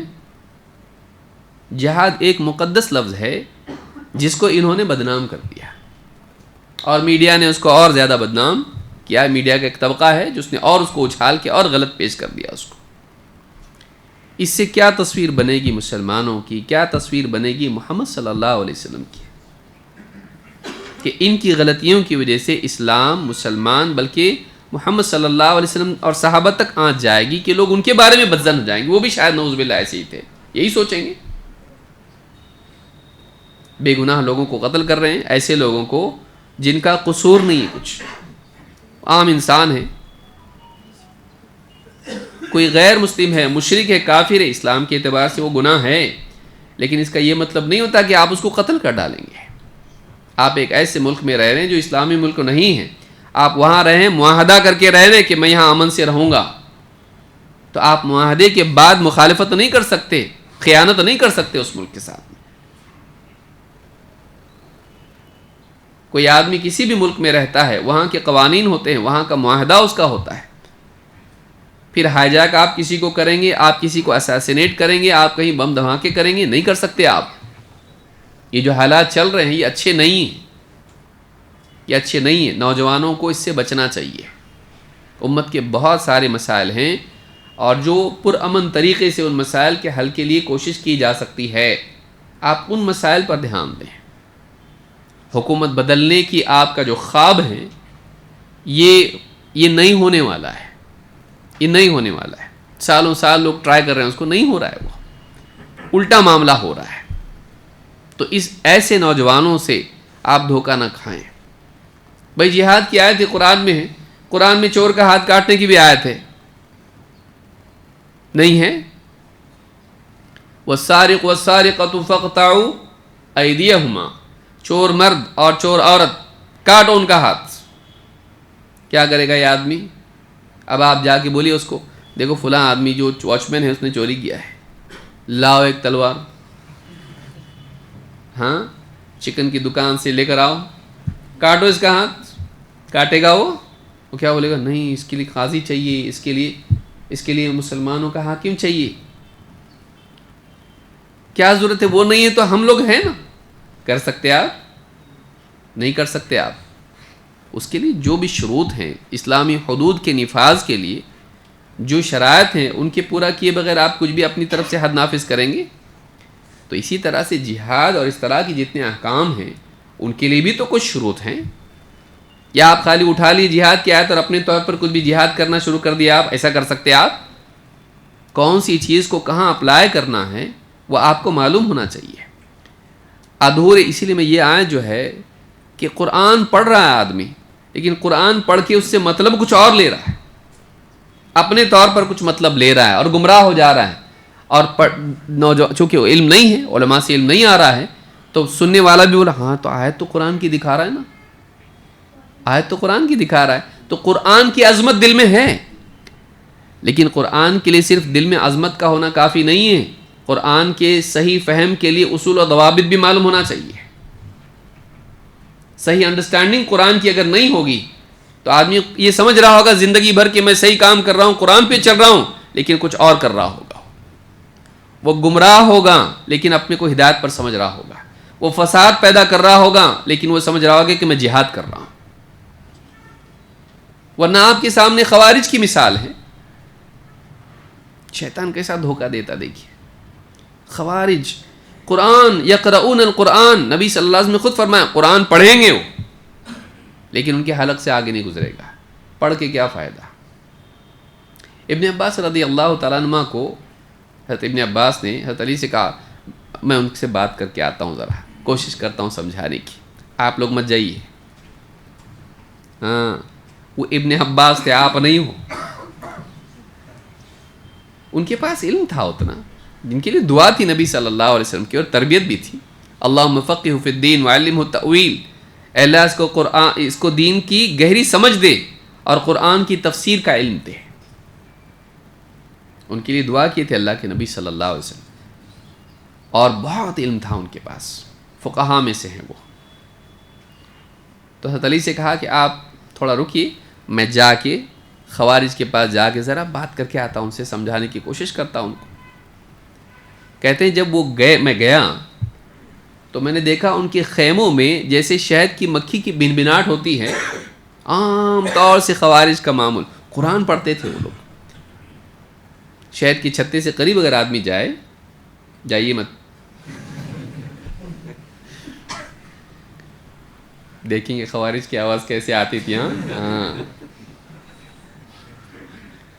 تو بنبناہٹ مکھیوں کی آتی، ایک ساتھ کئی مکھیاں جب ہوتا ہے نا ایک آواز پیدا ہوتی ہے، تو ایسا قرآن پڑھتے تھے وہ لوگ کہ پورے خیموں میں ایک بنبناہٹ کی طرح آواز، شہد کی مکھیاں گویا کہ، اتنا قرآن پڑھنے والے، اور پیشانیاں ایسی، ہاتھ ایسے سجدے کر کے نماز کر کے جیسے اونٹ کے گھٹنے ہوں، بتائیے۔ اور چہروں پر رات میں جاگنے کے اثرات دکھائی دیتے، ایک آدمی رات میں جاگتا ہے تو اس کا چہرہ بتاتا ہے کہ رات میں سوتا کم ہے، رات میں عبادت کرنے والے، ان کے چہرے دیکھ کے معلوم ہوتا تھا۔ کیا فائدہ؟ عبادت کی کثرت دین کے معاملے میں منہجی انحراف کی بھرپائی نہیں کر سکتی، اس کو یاد رکھیے۔ ایک آدمی بہت عبادت کرتا ہے، منہج خراب ہے اس کا، تو زیادہ عبادت اس کی غلط انڈرسٹینڈنگ اور ڈیویشن کی بھرپائی نہیں کر سکتی کہ منہج میں بگاڑ رہا تو چلو عبادت زیادہ کر لیں گے، نہیں ہو سکتا ہے۔ کتنی بھی اچھی گاڑی ہو، غلط رستے پہ جا رہی تو کیا ہوگا؟ گاڑی بہت زبردست ہے، ارے جاری کہاں یہ دیکھ۔ ہماری کھٹارا گاڑی اگر صحیح رستے پہ ہو تو اچھا ہے، منزل پہ پہنچائے گی۔ تیری اگر گاڑی بہت اچھی ہے، لگژریس ہے، ایک دم دکھنے میں بھی اچھی ہے اور بہت تیز ہے، لیکن کھائی والے راستے پر جا رہی ہے تو فائدہ کیا ہے؟ کہاں جا رہا ہے یہ دیکھنا چاہیے، کس راستے پر دیکھنا چاہیے۔ تو لوگ عبادت بہت کرتے تھے لیکن دین کا صحیح فہم نہیں تھا، قرآن کا صحیح فہم ان کو نہیں تھا۔ یہ بہت بڑی ضرورت ہے اس بات کی۔ اس لیے آج آپ کے سامنے کوئی آدمی آئے، ترا ادھر آ، میں تیرے کو بتاتا ہوں ایک بات۔ یہ علماء ایسے ہیں، جہاد کی آیتیں نہیں بتاتے، ممبر پر بولتے نہیں ہیں، ڈرتے ہیں لوگ، اور دنیا میں کیا ہو رہا ہے ان کو معلوم ہی نہیں۔ فرانس میں کیا ہو رہا، سیریا میں کیا ہو رہا، افغانستان میں کیا ہو رہا، انگلینڈ میں کیا ہو رہا، ان کو نہیں معلوم کچھ بھی۔ سوڈان میں کیا ہو رہا ہے ان کو نہیں معلوم ہے۔ ان کو کیا معلوم ہے؟ ان کی مسجد کا معلوم ہے بس، اور کچھ معلوم نہیں ان کو۔ تیرے کو تیرے گھر کا معلوم ہے کیا؟ اکثر ان کو اپنے گھر کا معلوم نہیں ہوتا ہے، لیکن ان کو ایران کا معلوم ہوگا، ان کو سوڈان کا معلوم ہوگا، اس کو افریقہ کا معلوم ہوگا، اس کو اپنے گھر کا معلوم نہیں ہوتا ہے۔ آپ ایسے لوگوں کو سمجھانے جانا نہیں۔ ایک بڑی مصیبت یہ بھی ہے، میں اس کو سمجھانا چاہ رہا، کنویں میں اونٹ گر رہا ہے، اس کی دم پکڑ کے آپ بچائیں گے، کھینچیں گے؟ کیوں نہیں؟ اونٹ ہے نا بیچارہ، کیوں نہیں کھینچیں گے؟ ہاں کیا لے کے جائے گا آپ کو، کنویں میں لے کے جائے گا وہ۔ تو اس لیے میرا مشورہ آپ لوگوں سے یہ ہے، اور اس کو یاد رکھیے، سوچ سمجھ کے بول رہا ہوں میں بہت، اور تجربے کی بنیاد پر بول رہا ہوں۔ اگر کوئی ذہنیت کا ہے، آپ اس کے ساتھ بیٹھ کے اس کو سمجھانے کی کوشش مت کرو۔ آپ جتنا اس سے دور ہو جائیں اتنا اچھا۔ دو میں سے ایک ہو سکتا ہے، اور بھی پاسبلٹیز ہے، لیکن آپ کی عقل کے حساب سے میں بول رہا ہوں۔ ایک پاسبلٹی یہ ہے کہ آپ اس کے ساتھ بیٹھو، آپ اس کو سمجھانے کی بجائے وہی آپ کو سمجھا دے، اور آپ بھی اس کی ناؤ میں بیٹھ کے چلے جاؤ اس کے راستے پر۔ ایسا ہوا ہے، ایسا ہوا ہے، کیونکہ کم علم کے ساتھ اہل باطل سے جو آدمی مناظرہ اور ان کو سمجھانے کے لیے ان کے پاس جائے گا، ایسا آدمی اپنے دین میں کنفیوز ہو کر ان کے حوالے ہو جائے گا، کیونکہ وہ اہل شبہات ہیں، ان کے پاس نہیں جانا چاہیے۔ دو، آپ سمجھا رہے تھے، ان کے دھوکے میں نہیں آئے، لیکن آپ سکینر میں آئے۔ یہ اس کے ساتھ بیٹھتا تو جب جالا ڈالا جائے گا تو آپ کو بھی لے جائیں گے۔ کیوں؟ کیونکہ اس کے ساتھ یہ بھی بیٹھتا تھا۔ تو برے کی سنگت میں رہنے کا نقصان ہی ہوتا ہے کہ اس کی صحبت کی وجہ سے اس کی مصیبت میں بھی آپ شریک ہو جاتے ہیں۔ جب اس کے اوپر کوئی مصیبت آئے گی، آپ بھی اس میں پھنسو گے۔ مت جاؤ، مت جاؤ۔ نہیں، میں اس کو سمجھا رہا انٹرنیٹ پہ، تیری پوری چیٹنگ تیرے لیے مصیبت بن جائے گی، اور اکثر یہ انٹرنیٹ پہ ہی ہوتا ہے۔ اور آج کا جو حساب ہے اس میں اکثر پڑھا لکھا طبقہ اس میں جا رہا ہے، اچھا کمانے والا، اچھا ہائیلی کوالیفائڈ، ایسا طبقہ جو ہے اس میں جا رہا ہے۔ وجہ کیا ہے؟ ٹیکنالوجی سے قربت، سوشل میڈیا سے اس کا جو ایکسپوجر ہے، اس کی وجہ سے یہ دھوکہ کھا کے وہاں جا رہے ہیں۔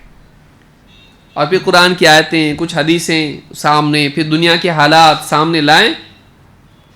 مسلمان تو ویسے بھی ایموشنل رہتا، اور جوانی کی عمر، ایک مصیبت پر دوسری مصیبت۔ جوانی کی عمر میں آدمی کی رائے بہت جلدی بدلتی ہے، اور بہت جلدی وہ امن والوں سے بدگمان ہوتا ہے۔ جوانی کی عمر میں کچھ کرنے کا جذبہ ہوتا ہے، بڑھاپے میں تجربہ ہوتا ہے انسان کے پاس۔ اس لیے یاد رکھیے، بوڑھے کا تجربہ جوان کی طاقت سے زیادہ قیمتی ہے۔ اس لیے جو جوانی میں نہیں سمجھ میں آتا نا بیٹے کو، جب وہ باپ بنتا برابر سمجھ میں آتا، ہمارے ابا ایسا بولتے تھے بولتا ہو. جب خود باپ بنتا اپنے بیٹے کو سمجھاتے وقت بولتا ہو ایسا، میرے ابا برابر بولتے تھے، اب میری سمجھ میں آیا، تب نہیں سمجھ میں آتا تھا. تو عمر کا بھی ایک دخل ہوتا ہے حقائق کے سمجھنے میں. جو تجربہ کار لوگ ہیں جو آپ کو سمجھا رہے ہیں مت جاؤ ادھر، سنو ان کی، مت جائیے. اور اکثر اس میں یاد رکھیے جو اخوانی لابی ہیں، جو اس طرح کی جو خارجیت زدہ جو لوگ ہیں، اس ذہن کے جو لوگ ہیں، ان کا سب سے پہلا کام کیا ہوگا؟ علماء سے بدظن کرنا. جو بھی آدمی آپ کو بتائے علماء کچھ بھی نہیں کر رہے، علماء ایسے ہیں، علماء ویسے ہیں، علماء کچھ کام کی نہیں، آپ فوراً سینس کر لو گڑبڑ ہے، یہ غلط گاڑی میں مجھ کو بٹھانے والا ہے. کیونکہ ایک آدمی غلط بات جب اس کے سامنے آتی ہے، ویریفیکیشن کے لیے کس کے پاس جائے گا؟ میرے پاس اتنا علم ہے نہیں. تو ایک کام کرتے ہیں، آپ جو بول رہے ہیں نا، میں علماء سے پوچھتا ہوں. وہ پہلے علماء کو کاٹ دیتا ہے، ویریفیکیشن کی لیبارٹری سے آپ کو کٹ کر دے گا. یہ کوئی بھی چیز ہے آپ اس کو لیبارٹری میں چیک کریں گے، بولتا جانا نہیں، وہ سب آپ کو غلط ٹیسٹ دیتے، غلط رزلٹ دیتے، وہ صحیح لوگ نہیں ہیں، ان کی مشینیں بھی خراب ہیں. آپ کو لیبارٹری سے کاٹ دے گا. اور پھر اس کے بعد میں آپ، اب بچا کون؟ یہ ہے نا پروفیسر صاحب، اپنے علماء نہیں تو کون ہے؟ پروفیسر صاحب ہے، انجینئر صاحب ہے، ڈاکٹر صاحب ہے، یہ سارے لوگ ہیں، یہ اپنے کو بتائیں گے کیا کرنا ہے. اور پھر دھوکہ کھا کے نوجوان جاتا اپنا. علماء سے بدگمان کرنا یہ اس ذہنیت کا پہلا قدم ہوتا ہے. پہلے علماء سے کاٹ دو ان کو، اس کے بعد ان کو جہاں چاہیں ہم لے جا سکتے ہیں. یاد رکھیے، صرف آیتیں حدیثیں دیکھ کے دھوکہ کھانا نہیں، ان آیات کا معنی اور ان کی تطبیق یہ جاننا ضروری ہے. تو شیطان سے حفاظت میں یہ بھی ہے کہ آدمی قرآن پڑھتے وقت پہلے کس سے پناہ مانگے؟ شیطان سے. کس کی پناہ مانگے؟ اللہ کی. تو یہ ایک بہت اہم چیز ہے، کیونکہ قرآن کے پڑھنے میں انسان دھوکہ کھا سکتا ہے، قرآن کے سمجھنے میں انسان دھوکہ کھا سکتا ہے. شرکیات، کفریات، بدعات، قرآن پڑھ کے آدمی اس دھوکے میں آ سکتا ہے. بلکہ آج کے دور میں خاص طور سے اس طرح کی دہشت گردی کے ذہن کا شکار آدمی ہو سکتا ہے. تو اس کے لیے ضروری ہے کہ آدمی جب قرآن پڑھے کیا پڑھے؟ اعوذ باللہ من الشیطان الرجیم. اور ایسا کوئی بھی ہو تو اس کو سمجھانے کے لیے جائے کہ نہیں؟ جانا نہیں، ورنہ جب اس کے گھر پہ جائیں گے تو آپ کے بھی گھر پہ آئیں گی ملاقات کے لیے. مت جائیے. بہت سے لوگ سمجھانے کے چکر میں گمراہ ہو جاتے ہیں. ایسے لوگوں سے دور رہی، ان کو علماء کے حوالے کیجیے. علماء سمجھا سکتے ہیں ان کو، آپ مت سمجھائیے ان کو.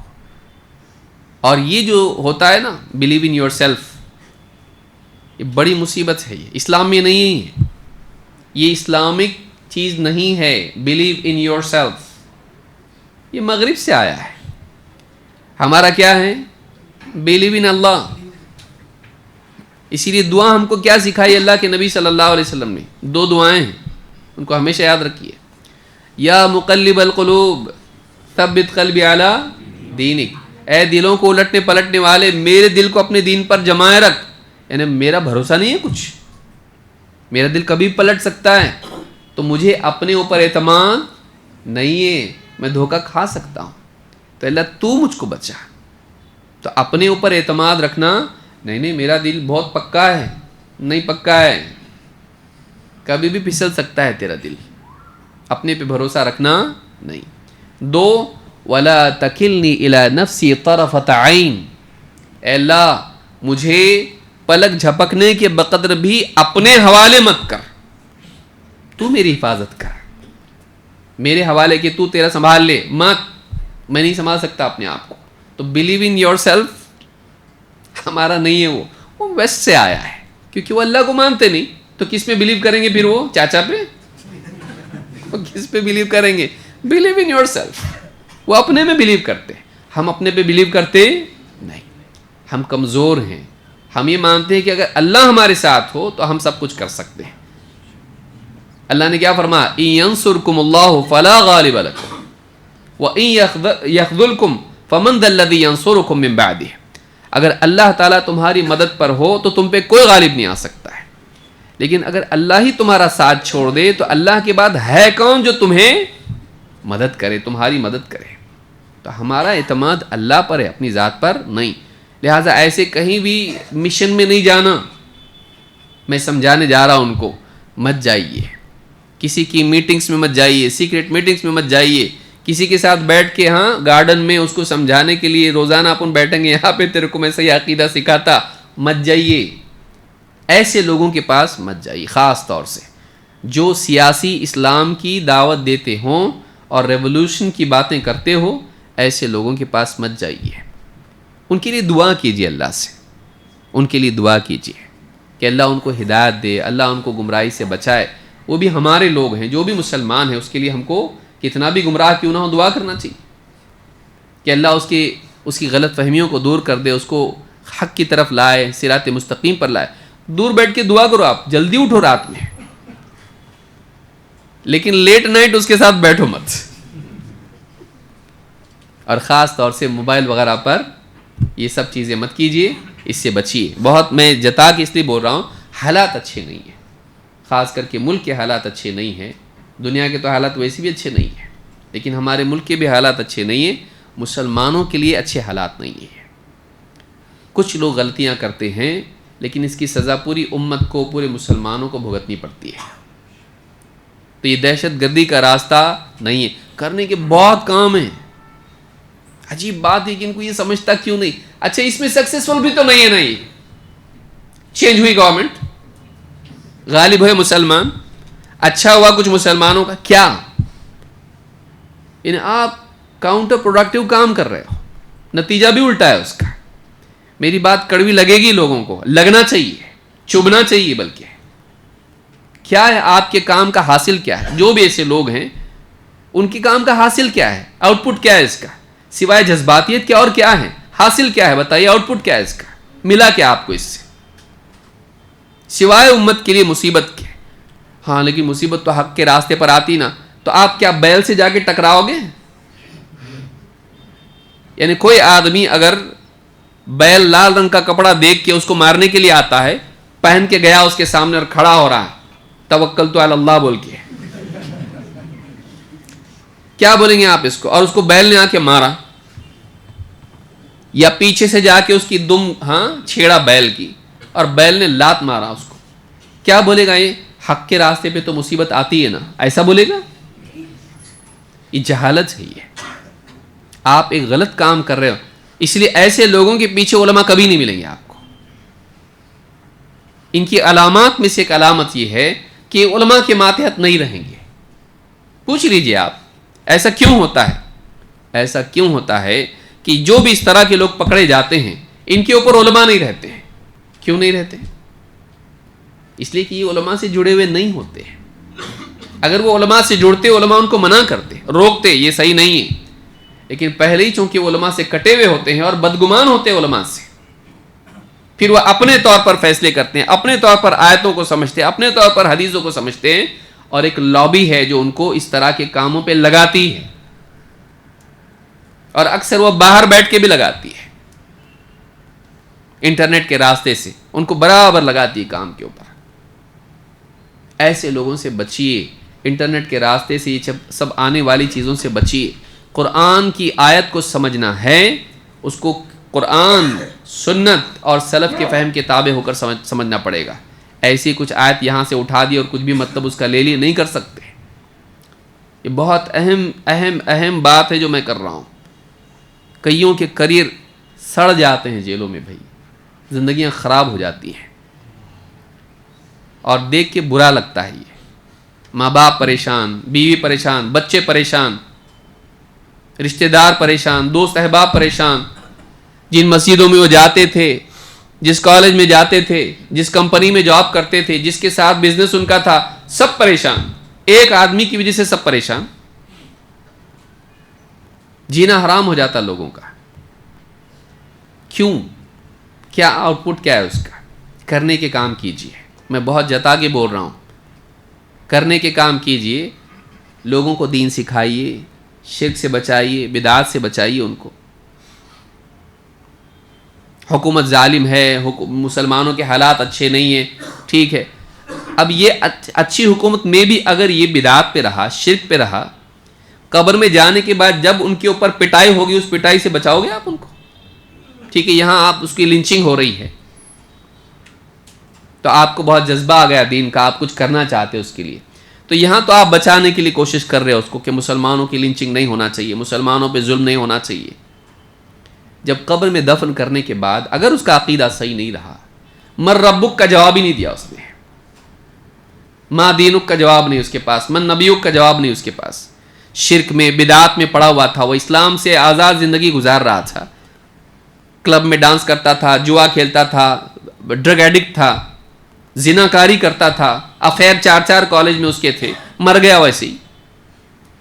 اب قبر میں جب آ کے فرشتے پیٹیں گے اس کو، اس تکلیف کا آپ کو خیال نہیں ہے؟ اس تکلیف کا خیال ہے، میرا بھائی ہے، اس پر ظلم نہیں ہونا چاہیے، اس کی ہڈی کوئی توڑنا نہیں چاہیے، اس کو زخم نہیں پہنچانا چاہیے، اور قبر کے اندر جو اس کی پسلیاں ایک دوسرے میں دبوچ کر اس کو قبر اس کو یہ کرے گی، اس کے بارے میں آپ کو فکر نہیں ہے، وہاں کون بچائے گا اس کو؟ وہاں اس کو کون بچائے گا؟ بڑا توقع مسلمانوں کا شرکیات میں درگاہوں پہ جا کے سجدے کر رہا، آپ کو اس کا احساس نہیں ہے؟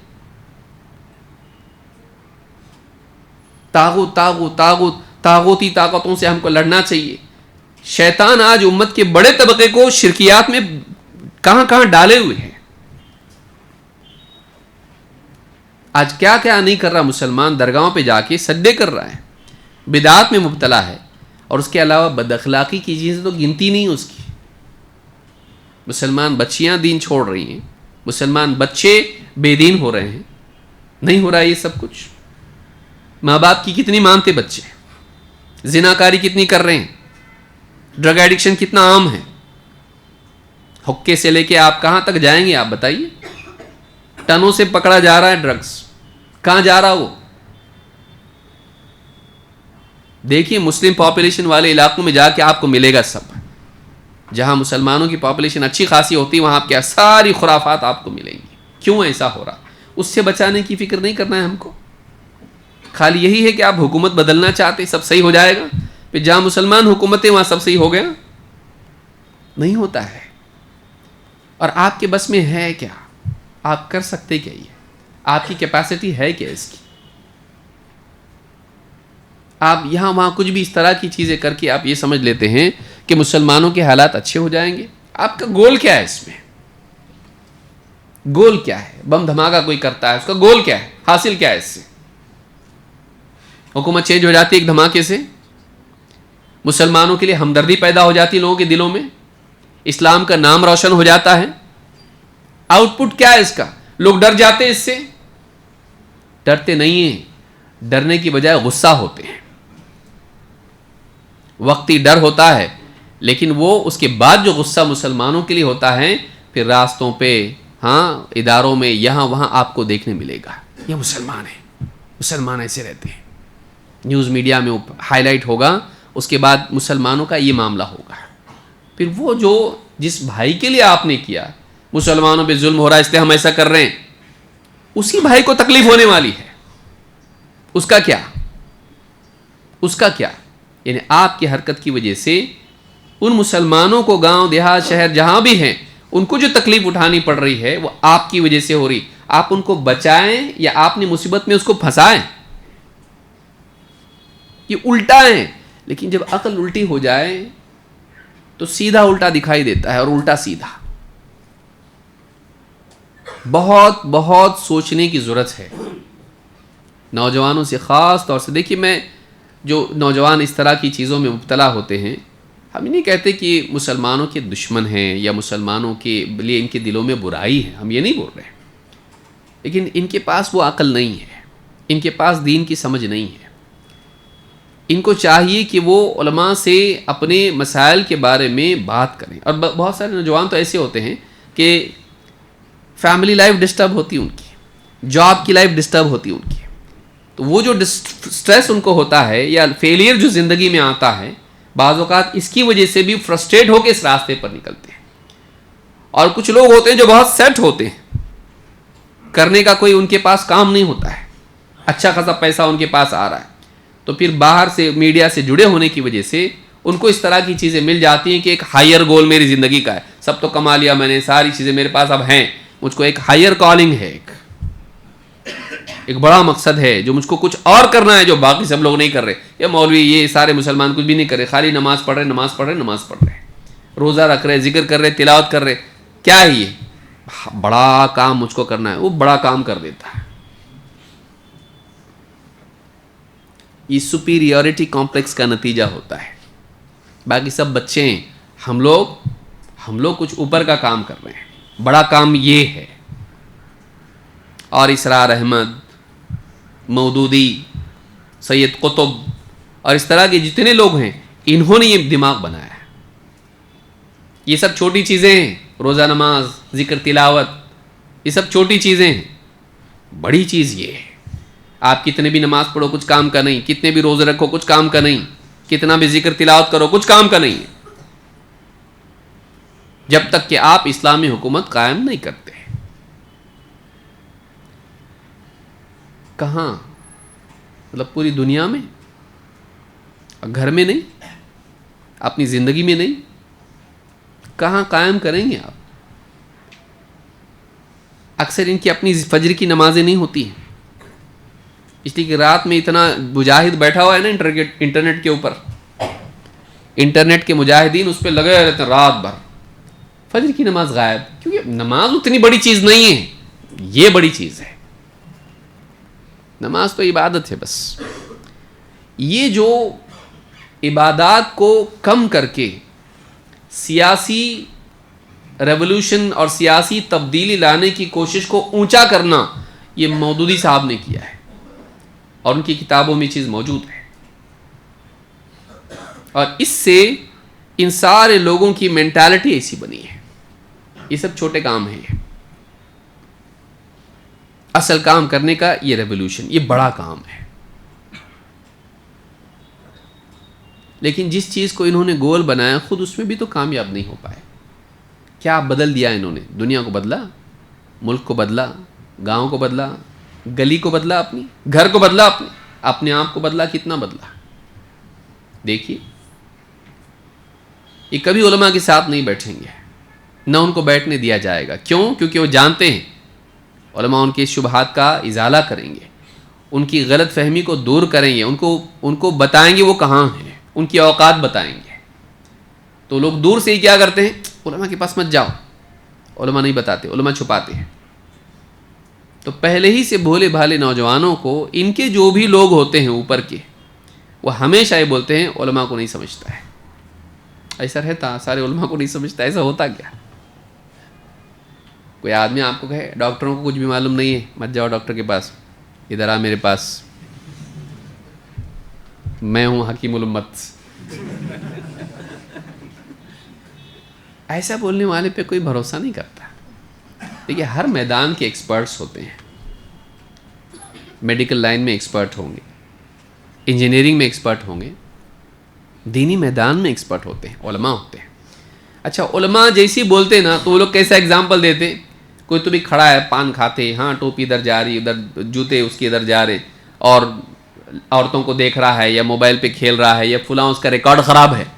علماء جب بھی بولتے ہیں تو وہ لوگ ایسے آدمی کو پیش کر، یہ علماء میں برے بھی ہیں، اچھے نہیں ہیں، بڑے لوگ نہیں، اس میں ہائیلی کوالیفائڈ لوگ نہیں ہیں، قرآن و سنت کی جانکار لوگ نہیں ہیں کہ سبھی ایسے ہیں. کیا وہ ایسی ہو گئے جیسے کوئی بھی مسلمان کو دکھانا ہو تو شراب پی کے گٹر میں گرا ہوا ہے، وہ دیکھو یہ مسلمان ہے، آپ کو پسند آئے گا؟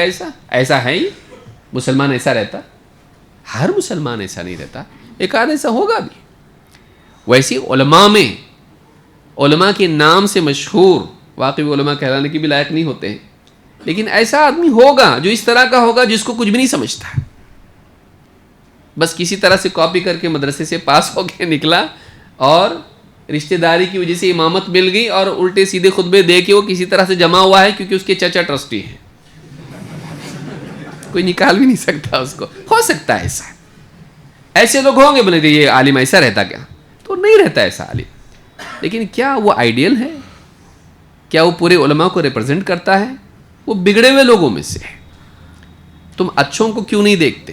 ایکسپرٹس کو کیوں نہیں دیکھتے کہ بیٹھتے ہی وہ تم کو بولنا شروع کرے گا ایسا نہیں ایسا، ایسا نہیں ایسا، ایسا نہیں ایسا، ساری تمہاری جو باندھی ہوئی گرہیں ہیں وہ سب کھول کے رکھ دے گا.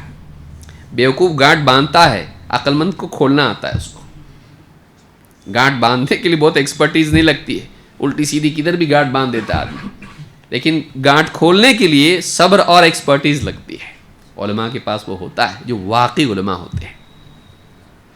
لیکن یہ لوگ علماء کو ہمیشہ برا بتائیں گے. شیخ بن باز برے، شیخ عثیمین برے، شیخ صالح فوزان برے، یہ فلاں شیخ البانی برے، سب میں عیب نکالیں گے. لیکن جو مفکرین ان کے ہیں وہ واقعی بڑے لوگ تھے. اسرار احمد ان کے جیسا دیکھو، آنکھیں دیکھو ان کی، بات ایسا کرنے والا ہونا چاہیے. خرافات بول رہا ہے آدمی، وہ نہیں دیکھ رہے آپ دیکھیے. یعنی علم آدمی کا بنیادی علوم سے محروم رہنا انسان کو کہاں لے جاتا ہے. بہت ساری مثالیں میں نہیں دوں گا، ایک موٹی مثال دیتا ہوں. کوئی ان کے پیر صاحب یا کوئی صوفی یا معلوم نہیں کون ہے، انہوں نے ان کو بتایا، اسرار احمد صاحب کو کوئی آدمی، اور انہوں نے بہت اس سے بتایا، بہت بڑی بات بتائی ان کو. کیا ہے بات وہ؟ اگر آپ کسی آدمی سے گزارش کریں کہ آپ ایک بار کام کرو، میرا یہ کام کر دو، ایک بار بولے آپ اس کو چل جائے گا، 2 بار بولے آپ اس کو یہ بھی چل جائے گا، تیسری بار اگر آپ نے اس کو بولا تو یہ شرک ہو جائے گا. تو کہاں سے آئے؟ پہلی بار ڈسکاؤنٹ ہے، تیسری بار شرک کیسے ہوا؟ اول تو اگر قرآن و سنت میں اگر ایسا ہوتا تو ہم وہ بھی مان لیتے، ہے کہ نہیں؟ ہم کو اللہ نے بتا دیا، ہم مان لیتے بھائی، ہم اس میں آرگومنٹ ہی نہیں کرتے. اللہ نے بول دیا شرک تو شرک، ختم. قرآن میں ہے ایسا، حدیث میں ہے ایسا. عقل میں آتا ایک ہی چیز 2 بار نہیں اور تیسری بار شرک ہے، تیسری بار کیا ہوا اس کے اندر ایسا ہے؟ سیم چیز اگر ریپیٹ ہوتی ہے، جیسے کوئی آدمی بیوی سے کہے چائے لاؤ، کام میں لگی ہے اپنا، ترکاری بنا رہی، پھر تھوڑی دیر کے بعد آپ کو یاد آئے چائے نہیں آئی اب تک، چائے لاؤ بیگم، نہیں رہے بیچارے کپڑے دھو رہی ہے. تیسری بار آپ بول دیے چائے لا دیو کہ نہیں تو ختم، نکاح ٹوٹ گیا آپ کا، مشرک ہو گیا آپ. کیسے؟ کیا ہے اس میں؟ کوئی عقل میں آنے والی بات ہے؟ نقل تو ویسے بھی نہیں ہے یہاں پر موجود، لیکن عقل سلیم بھی استعمال کرے آدمی تب بھی سمجھ میں نہیں آتا کہ ہوتا کیسا شرک ہے. اتنا بڑا آدمی جو انٹرنیشنل لیول پر ایک بڑا طبقہ، اس کی پیدائش کا دن یا اس کی یادگار منانے والی اتنی بڑی شخصیت، اس کو عقیدے کا یا بنیادی مسئلہ معلوم نہیں ہے.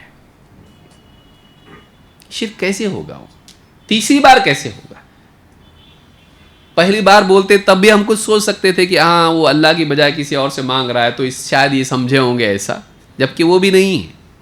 کوئی آدمی اگر کسی سے مانگتا ہے کوئی چیز تو یہ شرک نہیں ہو جاتا ہے. ہاں اگر وہ چیز مانگے جو اللہ کے ساتھ خاص ہے، اولاد مانگ رہا ہے اس سے، برکت مانگ رہا ہے اس سے، جہنم سے نجات مانگ رہا، جنت مانگ رہا ہے، اس طرح کی چیز مانگ رہا ہے جو اللہ دیتا ہے، تبھی شرک ہوگا. لیکن کوئی آدمی آپ سے کوئی بھی چیز مانگ رہا ہے یا کوئی کام کرنے کے لیے بول رہا ہے تو سارے آفس میں جتنے بھی اپنی چپراسی سے کچھ کام کراتے سارے مشرک ہو گئے نا. یہ کون سی چیز ہے؟ آپ اپنی اولاد کو کچھ بول رہے کام کر، میرے جوتے یہاں سے لے کر آ یا فلاں چیز کر کے آ جا، سارے مشرک ہو گئے. کسی سے بھی ریکویسٹ کرنا شرک ہو جائے گا.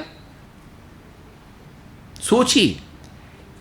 تو اللہ تعالیٰ نے قرآن کریم میں بھی بتایا وَتَعَاوَنُوا عَلَى الْبِرِّ وَالتَّقْوَى، بر اور تقوی کے کاموں میں ایک دوسرے کا تعاون کرو.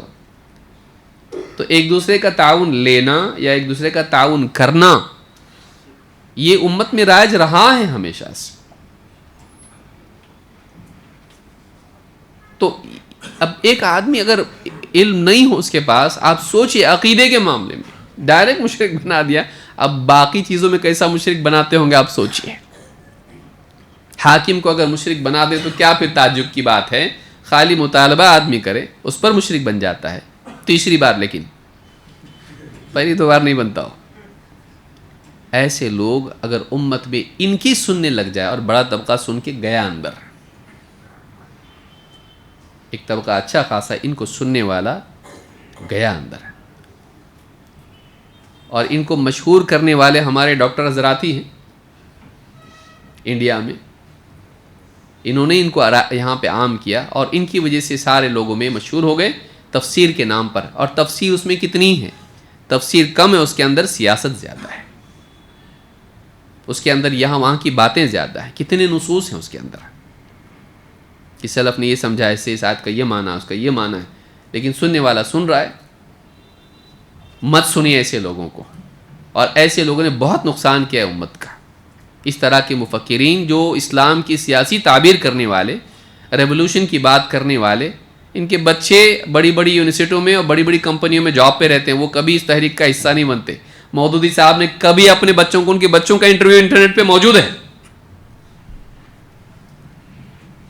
مودودی صاحب، سید ابو العلا مودودی، ان کے بچوں کا انٹرویو موجود ہے ابھی بھی یوٹیوب کے اوپر.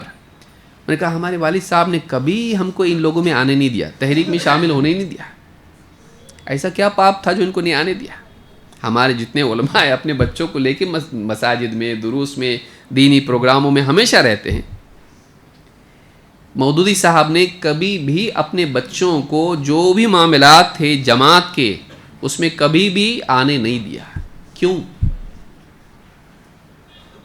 یہی اکثر ہوتا ہے، جتنے بھی لوگ ہیں اس طرح کے ریولوشنسٹ جتنے ہوتے ہیں، عام طور سے اپنے بچوں کو بڑے بڑے ایجوکیشن میں، کماؤ خوب کھاؤ اچھے سیٹل ہو جاؤ، وہ امریکہ میں پڑھ رہا، وہ انگلینڈ میں پڑھ رہا، وہ وہاں پڑھ رہا، اور دوسری قوم کے بچوں کو لگا دیتے ہیں. کرو تم لوگ ریولوشن لاؤ، جاؤ جیلوں میں تم لوگ، یہ جہاد ہے، یہ بہت بڑا کام کر رہے ہو تم لوگ، اس کے بغیر دنیا میں خیر نہیں آئے گی. لیکن میرے بچے بڑی بڑی کمپنیوں میں جاب پہ رہیں گے، میرے بچے بڑی بڑی یونیورسٹی میں پڑھ رہے ہوں گے، پڑھا رہے ہوں گے. یہ حال ہے امت کے قائدین کا. کیسے کامیاب ہوگی امت جب ایسا حال ہوگا لیڈرشپ کا؟ تو یہ دھوکہ مت کھائیے. یہ بات نکل گئی اس لیے مطلب ٹھیک اس پہ بات کر لینا چاہیے. موجودہ حالات میں یہ بولنا ضروری بھی ہے. اب میری بات تو کڑوی لگے گی اور لگنا چاہیے، اس لیے تو کڑوا بنا کے بول رہا ہوں میں، اس کو میٹھا بنا کے نہیں بولوں گا میں. کیوں؟ اس لیے کہ دوسروں کی غلطیوں کا نقصان امت کو بھگتنا پڑتا ہے. تو یہ امت کی خیر خواہی ہے کہ ان کے عیب کو، ان کی اس غلطی کو واضح کیا جائے.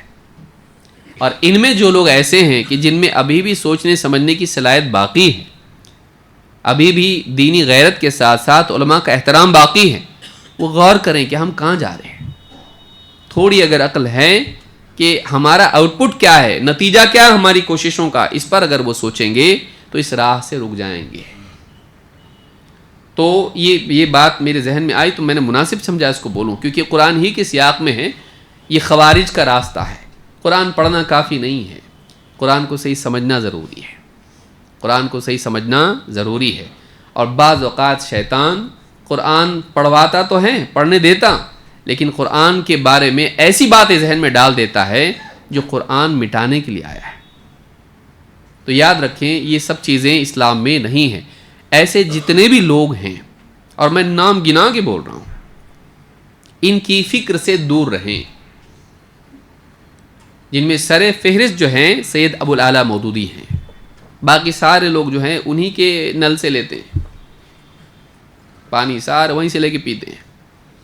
سید ابو العلا مودودی ہیں، یا اسی طرح سے موجودہ دور میں ویڈیو کے دور میں اسرار احمد ہیں. اس فکر سے دور رہیے. سید قطب ہیں جو مصر میں ہیں، نہیں بھی تھے وہ، لیکن وہ بھی انہی سے انسپائرڈ تھے، ابو العلا مودودی سے انسپائرڈ تھے وہ. یا نبہانی ہیں، یا اس طرح کے اور جتنے لوگ ہیں، ان سب سے دور رہیے. اور یہ مت سوچئے کہ نہیں میں اہل حدیث ہوں لیکن میں تفسیر صرف ان کی سنتا، نہیں. یا میں اہل حدیث ہوں لیکن میں دل نرم کرنے کے لیے ان کا سنتا. غلط لوگوں کو سننا نہیں، ایسے لوگوں کو نہیں سننا جن سے ہماری فکر میں بگاڑ آ سکتا ہے. ایک بات بعض اوقات دل میں بیٹھ جاتی ہے اور وہ پوری سوچ کو بگاڑ دیتی ہے. اس لیے ایسے لوگوں کو نہیں سننا، ایسے لوگوں کو نہیں پڑھنا جن کا منہج صحیح نہ ہو. خاص طور سے موجودہ حالات میں سیاسی اعتبار سے بول رہا ہوں، کیونکہ ہوتا کیا ہے، پرابلم کیا ہے. جو اس طرح کے لوگ ہوتے ہیں، ہم بھی قرآن و حدیث کے حساب سے چلتے ہیں. اہل حدیث کون ہے؟ اہل حدیث وہ ہے جو اہل حدیث علماء کے ماتحت چلے. سمجھ میں آئی بات؟ یاد رکھیں گے اس کو. ہاں، جو علماء کو تسلیم نہ کرتے ہوئے خالی قرآن و حدیث کی بات کرے وہ اہل حدیث نہیں ہے. کیونکہ قرآن میں ہم کو سکھایا گیا ہے فَاسْأَلُوا أَهْلَ الذِّكْرِ إِن كُنتُمْ لَا تَعْلَمُونَ، جاننے والوں سے پوچھو اگر تم کو نہیں معلوم. تو جو علماء کو آؤٹ رائٹ ریجیکٹ کر رہا ہے وہ قسم کھا کے بھی بولے میں اہل حدیث ہوں تو اہل حدیث نہیں ہے. اس کو معلوم نہیں وہ اہل حدیث نہیں ہے. اس کو نہیں معلوم اہل حدیث نہیں ہے، وہ اہل حدیث نہیں ہے. جو اہل حدیث علماء کے ماتحت ہے وہ اہل حدیث ہے، وہ سلفی ہے جو سلفی علماء کے، اہل حدیث علماء کے ماتحت ہے. اور علماء کی یہ دعوت نہیں ہے. آپ دیکھیں سارے علماء اس کو کنڈیم کرتے ہیں. پھر اگر کوئی آدمی اس راستے پر جا رہا ہے تو ہو سکتا ہے وہ کبھی اہل حدیث کی شاخ پہ آیا ہو لیکن اس کا گھونسلہ وہاں نہیں ہے، اس کا گھونسلہ کسی اور پیڑ پر ہے. بھائی پیڑ ہے، کوئی آ کے چڑیا بیٹھے وہاں پہ چیو چیو کر کے پھر چلی گئی، وہ ہماری چڑیا نہیں ہے، وہ کہیں اور اس کا گھونسلہ ہے، وہ وہاں کی ہے. تھوڑی دیر کے لیے ہمارے پاس آئی چلی گئی، ہم اس کے ذمہ دار نہیں ہیں، کیونکہ ہمارا آنے کا رستہ بھی کھلا ہے اور جانے کا رستہ بھی کھلا ہوا ہے.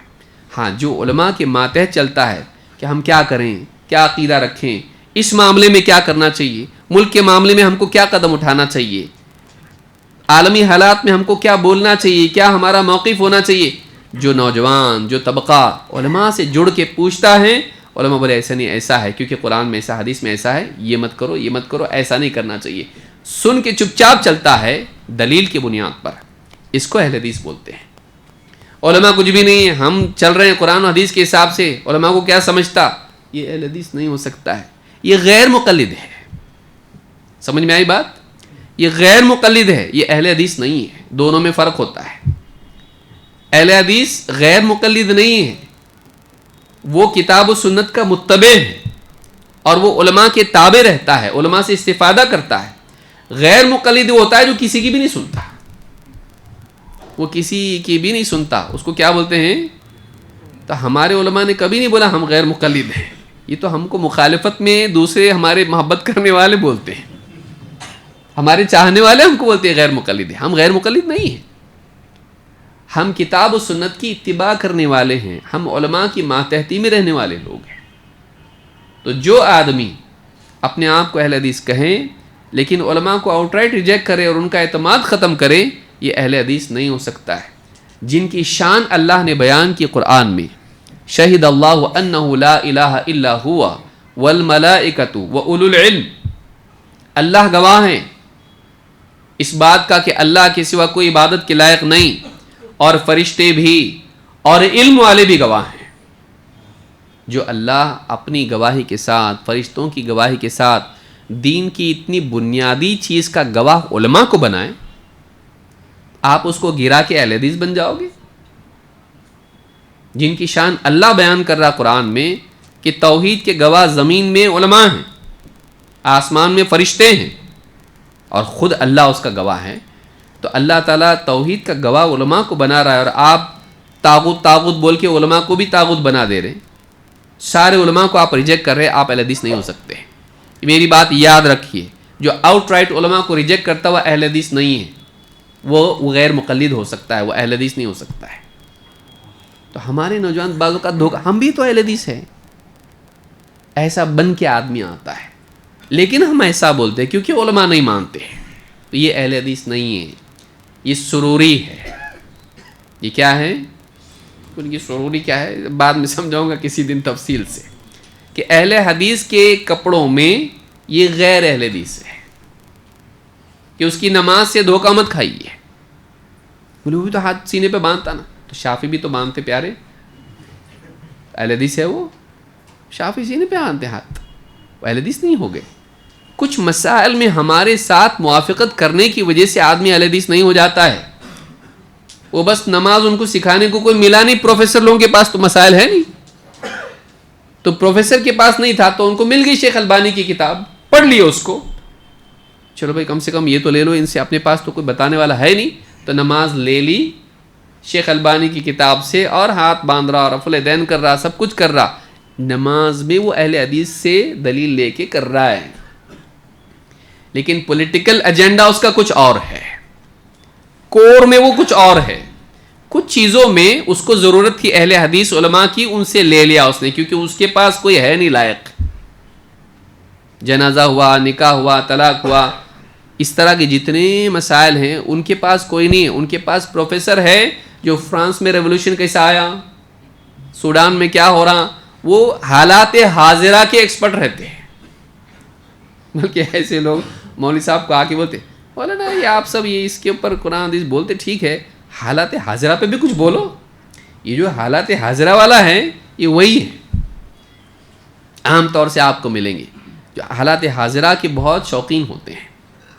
ان کو دنیاوی حالات زیادہ معلوم ہوتے ہیں, لیکن ان کو قرآن و سنت کا ویسا علم نہیں ہوتا ہے, اور سیاست ہی ان کے نزدیک اصل بنیاد ہوتی ہے. دین کے معاملات میں دین کا سیاسی پہلو ہی ان کا مرکزی عنوان ہے. توحید سنت وغیرہ وہ ساری عبادات وغیرہ وہ بعد میں, اصل یہ ہے. تو یاد رکھیں کہ ایسا آدمی مل سکتا ہے. میں بھی قرآن و حدیث کو مانتا ہوں, دھوکے میں مت آئیے اس کے. بھائی بریلوی نہیں مانتا قرآن و حدیث کو, دیوبندی نہیں مانتا, سب مانتے. تو کیا الگ کیا؟ تو اپنی عقل سے قرآن کو سمجھتا ہے, تو اپنی عقل سے حدیث کی تشریح کرتا ہے. ہم ایسے لوگوں کو نہیں مانتے. ہم کو اسلاف کا طریقہ چاہیے, اور ہر آدمی ہدایت یافتہ آدمی وہ ہے جو اپنے دور کے علماء سے جڑا رہے. علماء کو چھوڑ. حدیث میں کیا ہے؟ اللہ تعالیٰ علم کو یوں ہی نہیں اٹھائے گا کہ لوگوں سے چھین لے اس کو, بلکہ اللہ ایک ایک کر کے علماء کو اٹھاتا چلا جائے گا. اور جب علماء باقی نہیں رہیں گے تو لوگ جاہلوں کو اپنا سردار بنائیں گے, اور ان سے سوالات پوچھیں گے, وہ خود بھی گمراہ ہوں گے, دوسروں کو بھی گمراہ کریں گے. یہ بخاری مسلم کی حدیث ہے. اللہ کے نبی صلی اللہ علیہ وسلم نے بتایا گمراہی کیسے آئے گی؟ جب لوگ علماء کو چھوڑ دیں گے اور جاہلوں سے پوچھیں گے. آج یہ نہیں ہو رہا. علماء سے کیا پوچھنے کا؟ یہ مسائل جو ہے فلاں سے پوچھیں گے, پروفیسر صاحب کیا اس کا مطلب؟ دیکھو اپنے کو ریولوشن لانا ہے. ہاں علماء نہیں لا سکتے, کیونکہ علماء کیسا ہے, ڈرتے, تنخواہیں ان کی, کھانا پینا یہ سب چیزیں اسی میں لگے ہوئے ہیں وہ لوگ. ہم ہیں نا قربانی دینے والے, امت کا بیڑا غرق ہم کو کرنا ہے. چھوبے گی بات, تکلیف ہوگی, ہونا چاہیے, کیونکہ تکلیف ہوئی ہے امت کو اس فکر کی وجہ سے. اللہ ہدایت دے.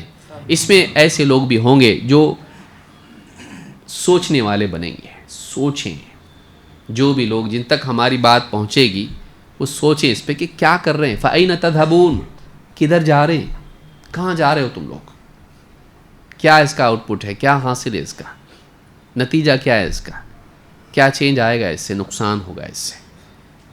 کرنے کے کام کرو.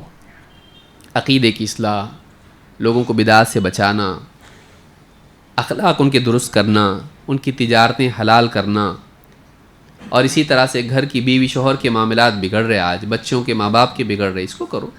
بیوائیں ہیں, بوڑھے ہیں, بیمار ہیں, ایجوکیشن میں پیچھے مسلمان ہیں, عورتیں دوسرے کے گھروں میں جا کے کام کر رہی, بیچاری نہیں ہے ان کے پاس کچھ کھانے کو, شوہر شرابی ہے, جواری ہے, ڈرگ ایڈکٹ ہے, بچے نہیں سن رہے, بگڑ رہے.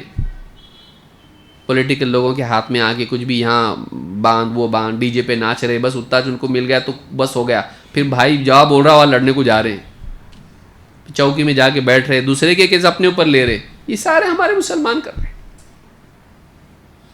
یہ باقی مسائل نہیں مسلمانوں کے. زنا کاری عام ہو رہی نہیں دیکھ رہے ہم لوگ. گھروں میں پیسہ نہیں ہونے کی وجہ سے عورتیں جا کے بدکاری کر رہی ہیں. سب کھول کے آپ کے سامنے رکھنے کی چیزیں بھی نہیں ہیں. جو لوگ جانتے میدان میں ان کو معلوم ہے کتنا کرائم, کیا کیا کرائم ہو رہا ہے. کون کرے گا اس کی فکر؟ میں یہ نہیں بول رہا ہوں کہ آپ قانون اپنے ہاتھ میں لے کے کچھ بھی کریں. میں یہ بول رہا ہوں کہ ایجوکیٹ کیجئے لوگوں کو, بچائیے لوگوں کو گندگی سے. یہ کام نہیں ہے. اور آئے گی حکومت, کیا ڈنڈے سے مار کے سب کو سیدھا کرو گے آپ؟ وہ چھپ کے کریں گے. غلط کام کرنے والا کھل کے نہیں کیا تو چھپ کے کرے گا، سماج ویسا کا ویسے ہی رہے گا، بس کھلم کھلا نہیں ہوگا۔ کیا سمجھتے آپ گورنمنٹ لا کے سب چینج ہو جائے گا؟ ہوتا ہے ایسا؟ نہیں ہوتا ایسا۔ پھر گورنمنٹ میں بگڑے ہوئے لوگ رہیں گے، اگر لوگوں کو صحیح نہیں بنایا، حکومت آ گئی اسلام کی، اس حکومت میں جو لوگ رہیں گے، پولیس میں ادھر ادھر سب، اگر وہ بگڑے ہوئے لوگ رہیں گے، رشوت لیں گے، وہ جدھر کا ادھر ہی رہے گا، چینج نہیں ہوگا۔ انبیاء کی دعوت لوگوں کو چینج کرنے کی ہوتی ہے، گورنمنٹس کو نہیں۔ انبیاء کی دعوت لوگوں کو چینج کرنے کی ہوتی ہے، گورنمنٹس کو چینج کرنے کی نہیں۔ قرآن کی کوئی ایک آیت بتائیے، حدیث بتائیے، امت کا مقصد حکومت چینج کرنا ہے آیت ایسی آپ کے پاس؟ وہ نتیجہ ہوتا ہے سماج کے بننے کا، جب سماج بن جاتا ہے تو نتیجہ ہوتا ہے۔ نبی صلی اللہ علیہ وسلم کو اللہ کی طرف سے کہا گیا تھا کہ آپ دو میں سے ایک چنو، یا تو آپ بندے بن جاؤ یا تو آپ بادشاہ بن جاؤ، دونوں میں سے کیا؟ تو آپ نے بندہ بننا پسند کیا۔ کیوں بادشاہ نہیں بنے؟ گورنمنٹ چاہیے تھی نا۔ مشرکین آپ کے پاس آئے، چاہے تو ہم تم کو سب سے خوبصورت عورت سے نکاح کر دیتے، قبیلوں سے پیسہ جمع کر کے آپ کو دے دیتے، یا آپ کو اپنا لیڈر بنا لیتے، سردار بنا لیتے آپ، لیکن یہ دعوت چھوڑ دو۔ کون سی دعوت؟ گورنمنٹ کی؟ گورنمنٹ بدلنا ہے سب۔ کیا دعوت تھی؟ اللہ کے سوا کسی کی عبادت نہیں کرنا۔ نبی صلی اللہ علیہ وسلم کیا کیے ایسا؟ لے لیتے ہیں گورنمنٹ، بعد میں سدھاریں گے، ٹیمپرری روک دیں گے، اور پھر بعد میں ان کو گورنمنٹ لے کے سدھاریں گے، سب کو سردار بن کے۔ کیا آپ نے؟ نہیں کیا آپ نے۔ حکومت آئے گی تو سب صحیح ہوگا، نہیں ہوتا ایسا۔ آپ نے دعوت ہی کو اپنا کام بنا کے دعوت دی۔ تو یاد رکھیے یہ جو چیز ہے، موسیٰ علیہ السلام کہاں گئے تھے آپ سوچئے؟ فرعون ڈوبا نا یہاں پہ، واپس آئے مصر کو، اب سب تو مرے نا، اب تو گورنمنٹ اپنے ہاتھ میں آ جائے گی۔ واپس مصر میں آئے کیا موسیٰ علیہ السلام؟ چلو اپنی حکومت ہو گئی، یہاں پہ چلے گئے وہاں سے۔ تو گول ان کا تھا وہاں گورنمنٹ قائم کرنا؟ کیا اتنی اچھی اپرچونٹی تھی؟ نہیں، نکل گئے وہاں سے۔ سوچئے، تو یہ ساری چیزیں ہیں، یہ بڑا عنوان ہے، لیکن میں ضروری سمجھتا ہوں کہ موجودہ حالات میں اس کو سمجھایا جائے، بولا جائے۔ ایسی تمام تحریکوں سے دور رہیے جو آپ کو اسلام کے نام پر سیاست میں پھنسائیں اور آپ کو دہشت گردی کے راستے پر لے جائیں۔ اس کا کوئی رزلٹ نہیں ہے، اور رزلٹ ہے تو وہ برائی، اچھا نہیں ہے۔ اور بھول کے بھی سمجھانے جاؤ مت کسی کو۔ ٹفن وفن باندھ کے میں جا رہا، رات کو دیر سے آنے والا، مت جاؤ، شاید نہیں بھی آئے۔ ٹفن کے ساتھ جمع ہو جائے گا وہاں پہ، وہاں ٹفن دینے کو کوئی نہیں آئے گا، مت جائیے، آپ کا کام نہیں ہے وہ۔ آپ اپنے گھر کو، اپنی زندگی کو، جو بھی ماحول ہے اس کو دیکھیے۔ ایسے جو لوگ جو انفیکٹڈ ہیں ان کے پاس مت جائیے، ان کو سمجھانے کی کوشش مت کیجیے، وہ آپ کے بس کی بات نہیں ہے۔ وہ اتنا بعض اوقات اتنا ریڈیکلائز ہو جاتا ہے، وہ علماء کو گنتا نہیں، آپ کو گنے گا؟ وہ علماء کی نہیں سنتا ہے، آپ کو کیا سنے گا؟ وہ آپ کو سنائے گا، وہ آپ کو سنے گا نہیں۔ تو آپ مت جاؤ اس کے پاس، ایسے لوگوں کو سمجھانے کی کوشش مت کیجیے۔ سرسری نصیحت کر دی اور بات ہے، بیٹھ کے اہتمام سے باوضو ہو کے اس کو مت کرو، اس کا حاصل نہیں ہے کچھ بھی۔ ہم نے دیکھا ہے جو بھی اس طرح کی کوشش کرتے ہیں، بعض اوقات ان کا دماغ خراب ہو جاتا ہے، کنفیوز ہو جاتے ہیں وہ لوگ۔ یہ نہیں کہ ان کے پاس حق ہے، ان کے پاس شبہات ہے، اور اللہ کے نبی صلی اللہ علیہ وسلم نے ہم کو منع کیا ہے ایسے لوگوں کے پاس جانے سے، کہ جو کنفیوژن پیدا کرتے ہیں۔ ان کو علماء کے پاس آنا چاہیے، علماء کو آپ سدھارو، علماء سدھر گئے تو سب سدھر جائے گا۔ علماء کو کیوں نہیں سدھارتے؟ ان کو معلوم ہے اونٹ پہاڑ کے نیچے آئے گا تو کیا ہوگا، تب معلوم پڑ جائے گا کہ ہائٹ کس کی زیادہ ہے۔ تو علماء سے باہر رہ کے ہی وہ اس طرح کی باتیں کرتے ہیں، علماء کے پاس کبھی نہیں آئیں گے۔ کیوں؟ اس لیے کہ علماء بتائیں گے نہیں یہ آیت ایسی نہیں ہے، یہ آیت ایسی ہے، اس کا مطلب یہ نہیں، یہ ہے، تو پھر ان کی پوری پول کھل جائے گی، تو وہ نہیں چاہتے ایسا۔ اللہ تعالی ہم سب کو سمجھ عطا فرمائیں، اور ایسی تمام تحریکوں سے ہم سب کی حفاظت فرمائیں، ایسے مفکرین سے ہم کو بچائے جو اسلام کے نام پہ ہم کو دہشت گردی کی طرف لے جائیں۔ اقول ھذا واستغفر اللہ لی ولکم۔